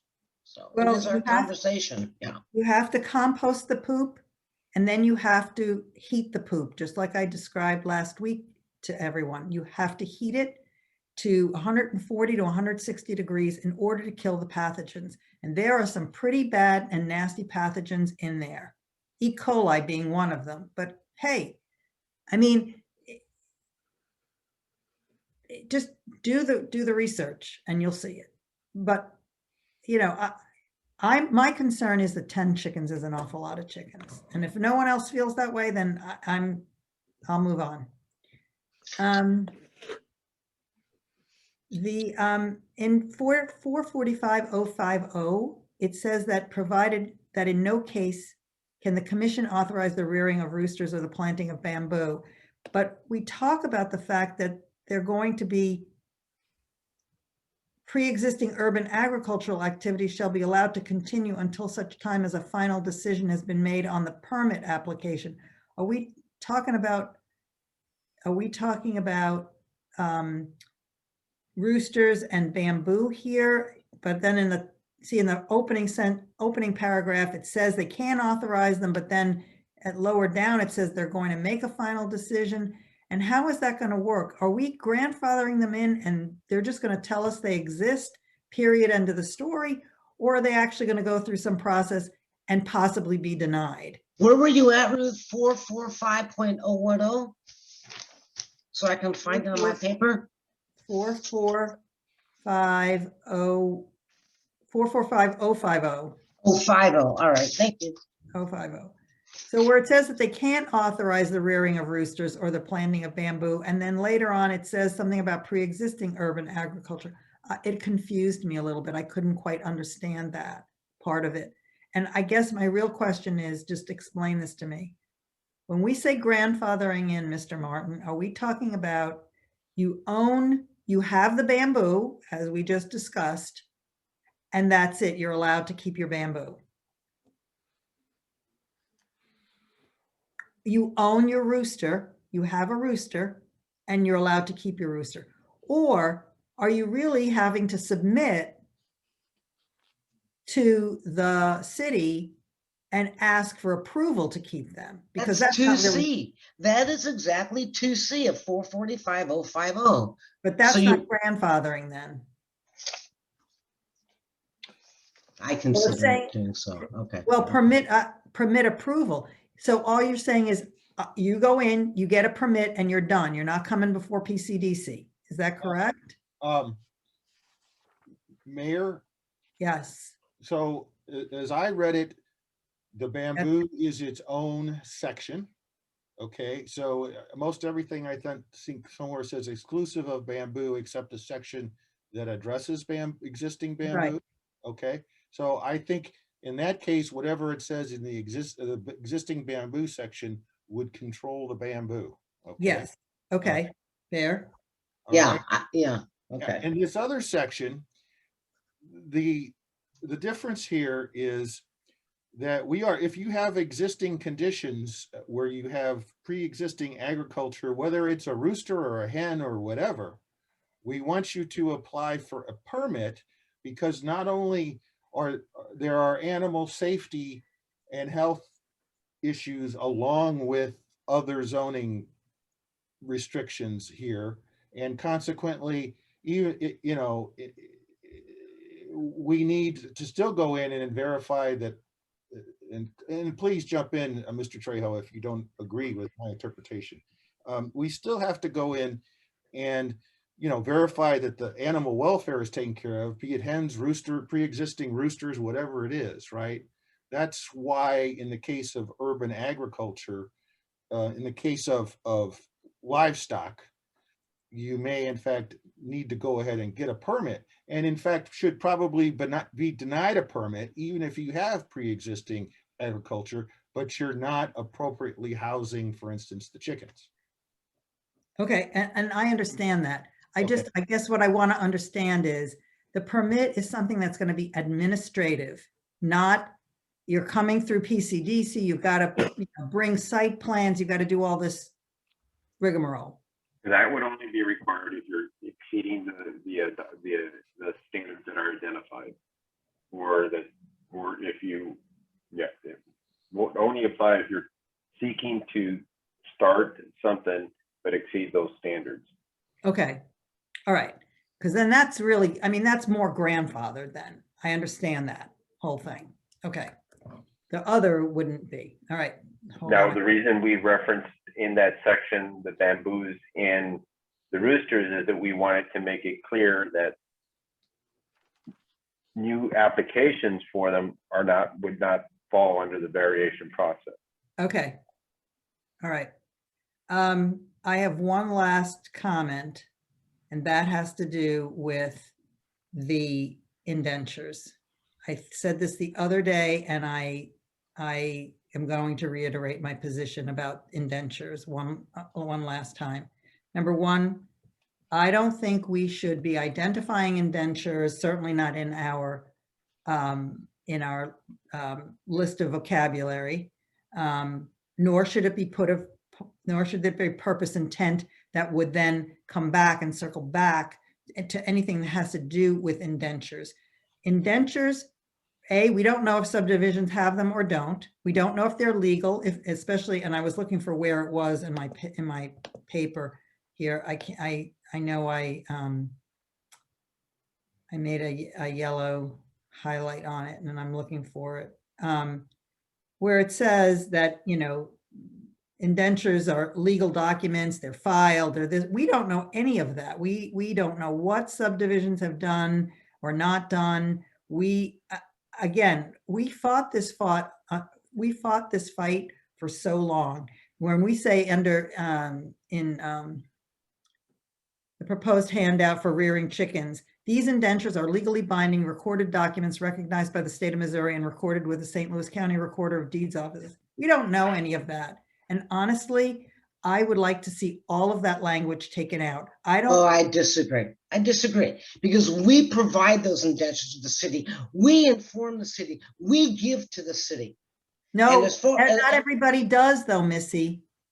We know that. We know that for a fact that not everybody does because we don't know who the trustees are half the time. We're not a party to them. We shouldn't, they are not legal documents that the city was asked to be a party of, and we should not make any reference to them whatsoever.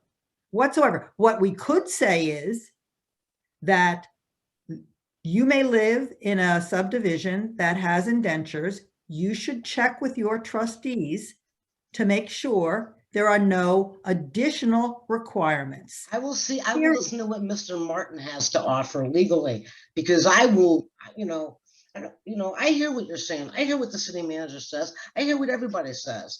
I will respectfully disagree and say there has to be transparency. You're all saying what you don't want to have, what you don't want to grow, what shouldn't be allowed. And I've got an Wait, whoa, indenture. whoa. And I have an indenture that says no chickens. So in the last conversation, and I'm, willing to hear what Paul has to say, I feel that there should be something where I'm saying where I'd like to see it, where it will be. I want to hear what Mr. Martin says, but to sit there and just put your eyes over at Ruth and say, no, there's no word of enforcement in here. It is common courtesy. And, we're going to disagree on this, and just be respectful and let the council decide. Mr. Martin? Okay, I would say that we're talking about the common courtesy paragraph on the proposed information handout. And let's read it first. It says your subdivision may have indentures, bylaws, and or covenants that limit, restrict, or prohibit the harboring of chickens. These indentures are legally binding recorded documents recognized by the state of Missouri and recorded with the St. Louis County Recorder of Deeds office. Now, in the last part, please review indentures governing your subdivision and discuss with the appropriate trustees. I get the concern about essentially providing legal advice here.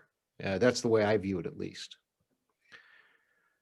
And the second sentence does bother me a little bit there, but I think we can do is say your subdivision may have indentures, bylaws, or covenants, and they can be either of those three that may limit, restrict, or prohibit the harboring of chickens or the keeping of bees or whatever. And then we could drop that middle sentence.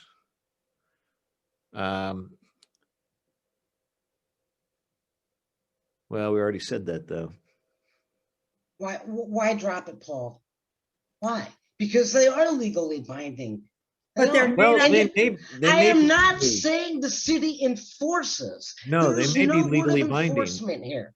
They may be legally binding, but they may not be legally binding. We don't know because we don't see what those indentures are. Well, that's why you're saying the word may, but I know mine is, and I know what we did. So. But Right. you're not the only subdivision. We have got to stop talking about us. We're talking about the entire city. The entire city may or may not have legally binding indentures. Hatfield City has one of the largest subdivisions with indentures in it that is in exact opposite. And when my neighbor to the west has something and there doesn't seem to be a problem of being respectful of that, I expect that of us. And at least conversation and some level of compromise and transparency. I don't know. This is as transparent as it can be. I just object to the sentence that these indentures are legally binding recorded documents. We don't know that. We're making statements that may or may not be accurate. That's number one. They may not be recorded with the St. Louis County Recorder of Deeds, and we don't even know when some of these were written. They haven't been amended. They haven't been updated. And if they haven't been amended and updated, guess what? The indenture laws we pay and deal with, it's what the rules in that subdivision. So Ruth, No, Missy, I don't know. You're on a 4-home strip of a street on your side of town, and I'm in a 365 home subdivision that has indentures and rules. And I want that transparency and language in there. And obviously, it's not going anywhere other than in an application. And that, if that's going to be where it has to go, then it has to be informative, and it has to be better language to what I'm seeing here. And you know, I still have what you provided, Paul, and I'm still, you know, looking at better language. I thought I had some language, but You did. looking at it in the context of that sentence now, it's not what I thought it would be. So let me have a go at revising it and putting it out for more discussion. I mean, we don't, okay. And I am troubled by the legally binding part because we really don't know. There's so many times that I have seen subdivision indentures that were supposed to be renewed after 20 years and weren't renewed, and yet people were still trying to abide by them and got into fights about whether or not they could be enforced. So I really, that resonates with me. On the other hand, putting out a notice that your subdivision may have rules that are in addition to the city's ordinances and may prohibit what the city allows is something that you've got to be aware of and make sure that you check out. You know, y'all want to talk about the cost. You're costing me. You're costing the homeowners of my subdivision when we have to go to court and say, yes, the city will let you do this, but our indenture won't. So, you know, there has to be a level of balance. If they don't know, there has to be some level of language that makes them aware. And you know, that's how I feel. You're costing us money to go sue people to comply with our legally binding indenture because we are implementing the ability to have chickens. So there's a cost. Now, look, y'all want to talk about, you know, your aspect of where things are. I'm going to bring that back up. Cost is cost.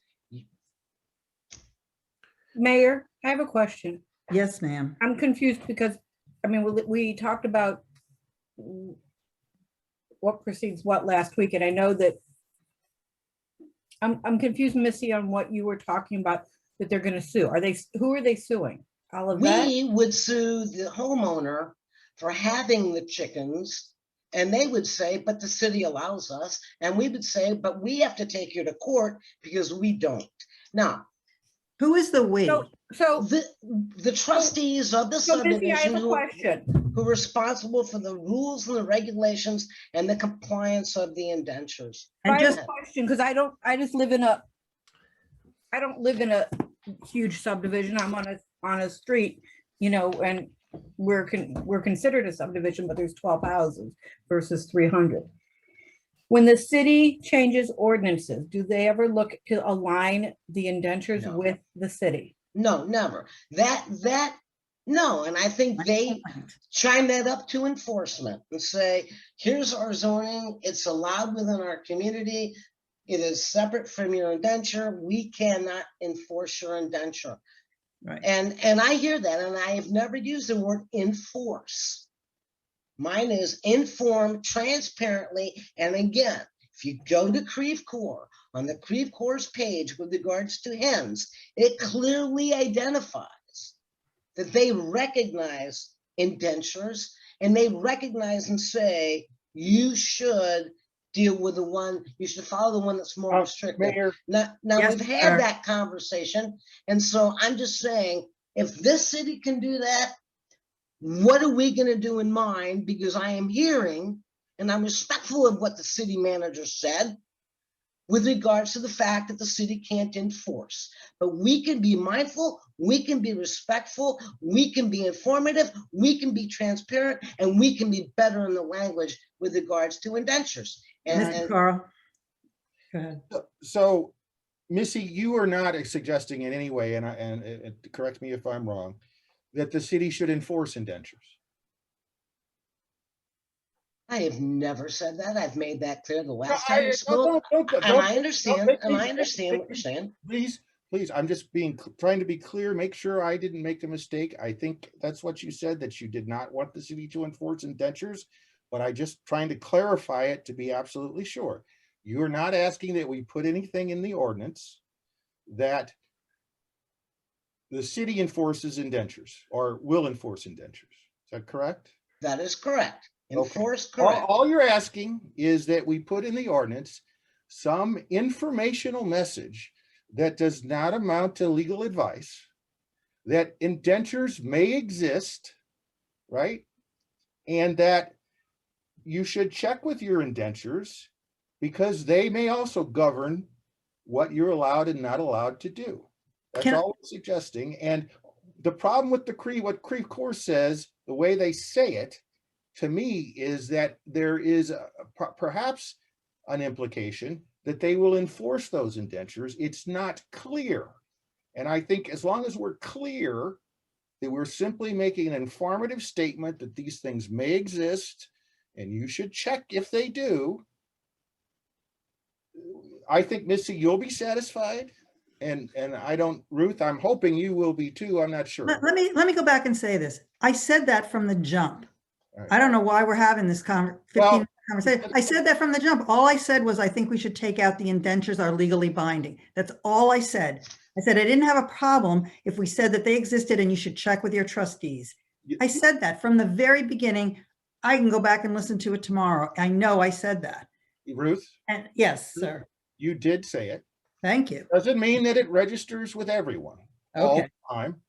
That's why I sit and ask these kind of clarifying questions. Okay, because I recognize that you two are talking past each other. Okay, rather than you, as far as I could tell, you were basically both saying the same thing, but arguing with each other. So this is where I am. And that's where I am. I'm good with it. If Paul can make all of that language sound appropriate, that's fine. That's all I asked. Right. Take out Okay. that one part. Let me give it a shot. And I- So I want to go to the other bullet point under C, under other requirements. Are you going to chop that up too, Paul? Where's C? Under what? Subdivision indentures. Oh,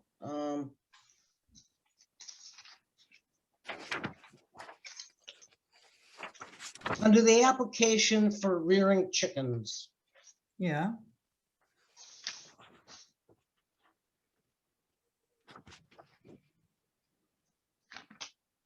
C under other requirements.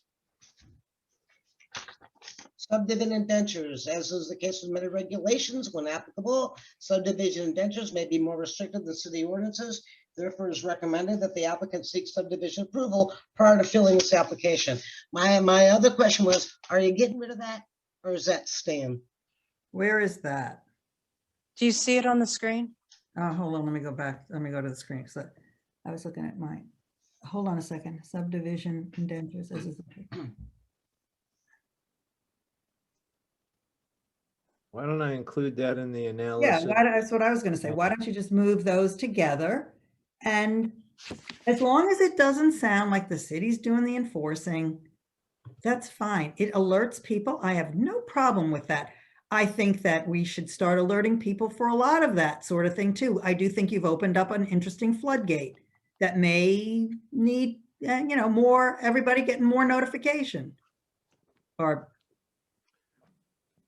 I think as Greg indicated, there is a way to solve this so that I think the goal is to make people aware Mhm. of subdivision indentures. Mhm. And we do that. And we've made that change over the course. We've added that, to other permits where people have to sign, and we put it in there where it says, check with your subdivision. But one of the things that we've talked about is with subdivisions, I'm a new resident, and I I'm going to do something and I'm told to check with my subdivision. Who am I going to ask? Who is my subdivision? Where's my subdivision trustee? Okay, that's one of the questions. So what we're saying here, and I'm just putting this out there, that, you know, we are a group of people who live within this. And we talk about, you know, we live the world of subdivisions. But most people don't. And there are a lot of residents who don't even know if they're in a subdivision. There are subdivisions that have dissolved, probably. And so I think while this isn't a discussion for this, I think that if we're going to continue the discussion of how the city interacts with these subdivisions, you know, then we need to kind of talk about, well, what's the responsibility on both sides? Because we don't, there is no requirement for subdivisions to tell us anything. Right? And so I just want to put that out there, that we need to really be, because the people who are getting the questions are staff. Who's my subdivision trustee? Who do I call? And I can tell you, when we have that list of subdivision trustees, there's one there on that form, it says contact yes or no. We have subdivisions where they all say no. And what are they doing being trustees? Then So what we're- are they doing being trustees? That's a And different conversation. that's a different conversation. So I'm just saying that even when we think we solve a problem, what we've done is we've passed it down to the person who's taken in that application. So we can make a good plan, and that's what we're doing. And that's indicative. That's what this whole thing is about, is rubber hits the road the first time somebody comes in and really asks, how's this going to work? And so, you know, and we're going to have to we have to know that we're going to have to come back to these things. But this common courtesy and the subdivision and some of these other things, you know, really are, what we're trying to do is what we've tried to do with this whole ordinance is not make it punitive, not make it expensive, make it educational, and make it so that people understand there's an exit strategy, that they have an exit strategy. And really, that's all we can do, because there'll be people who aren't going to follow it because they're not even going to know to check. So, you know, and we'll be back on it probably, hopefully, to be honest with you, after a year of this being in, we should be reviewing it. You know, planning commission, we should be saying, how's it going? You know, or you know, what measures are success here? So there's a lot of stuff going on. And Thank you, Paul's Barb. gonna fix it all. Paul's going to fix it all. He is going to, So, can I point out a couple of other things certainly. in the course of this conversation? Mary, you brought up some uncertainty about the language of pre-existing urban agriculture conditions. Mhm. I think that needs to be revised. I think it needs to be revised I'm going to flip a couple of the sections. I'm going to put application, permit application, or whatever that is, before the variance section. Okay, So it makes a little bit more sense, better logical flow. okay. Just want to let you know, so people didn't say, what the heck is Martin doing here? This is new. There was one other thing. Oh, the gentleman at the beginning of the meeting had two questions. Will residents be required to measure their existing garden and apply for a permit? The way it is right now, that's almost implicit in the ordinance. And I think that to address that, and this is another change I'm going to put in here. Oh, no, we're not talking about gardens though. Right. That's the whole thing. We're not talking, I think we went through this. I misstated gardens, managed areas, whatever the heck you want to call it, Well- whatever the appropriate term is. And I think that's where some of the confusion is coming in, because Maxine had that confusion too about the grasses. And I think we need to be crystal clear about what it is we're talking about. We're not talking about gardens. It's Right. the prairie landscapes or whatever they want to, whatever we're calling them. Well, we'll work together and see if we can't hone that a little bit as Mr. Trejo indicated. But my point is that it really is kind of implicit. If you have a managed care area and you don't know how big it is, and we have this new ordinance, and you're supposed to apply if you're above 250 square feet, that means you've got to figure out if you need to apply. I'm going to include in the, somewhere in here, a notice provision that if the city finds or believes that you're in violation of that area, that you're actually bigger than 250 square feet and that you need to apply, we're going to let you know and give you time to comply. Okay.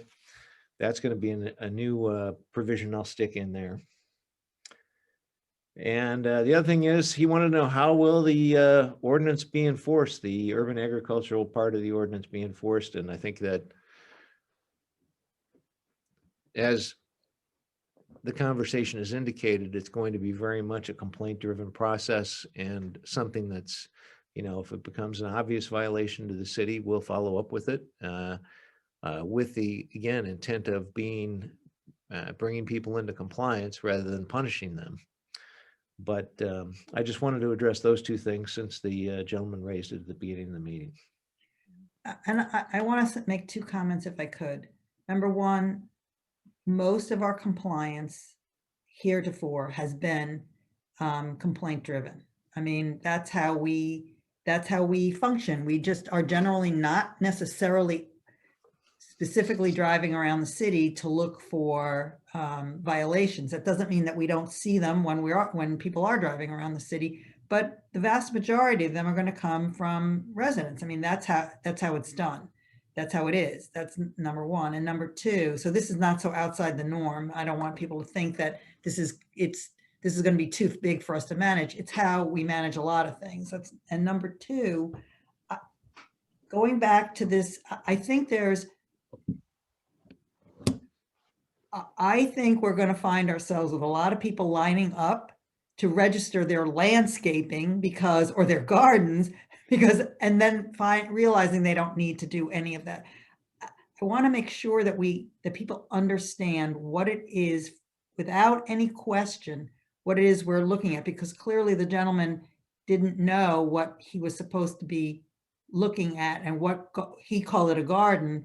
Is that really what it is that we're going to need people to get permits for? Is Right. A garden? It's not a garden unless your garden looks like a prairie garden. Yep. And we'll work on that. All right. I just want to make sure staff is not overwhelmed. If, Oh, you mean 500 people in the long standing- run? I thought you meant in writing the ordinance. Oh, well, no, sorry. Okay. Are we I good? think this is what I was saying. This is what it looks like when you're making the sausage. Yeah, that's absolutely true. And this is what For anybody who wants to see what it more, looks like. right, anybody needs to see more of how it all happens, this is it. This is how we do it. If Then we everybody- do what we do next. We go to the next item. That is correct. We're going to go to the next item, and it is Denise, drum roll. Hearing from citizens, part 2. All right. If anyone wishes to address the council, kindly raise your hand, and city manager will bring you over. If you'd kindly limit your comments to 3 minutes or less, we would appreciate that.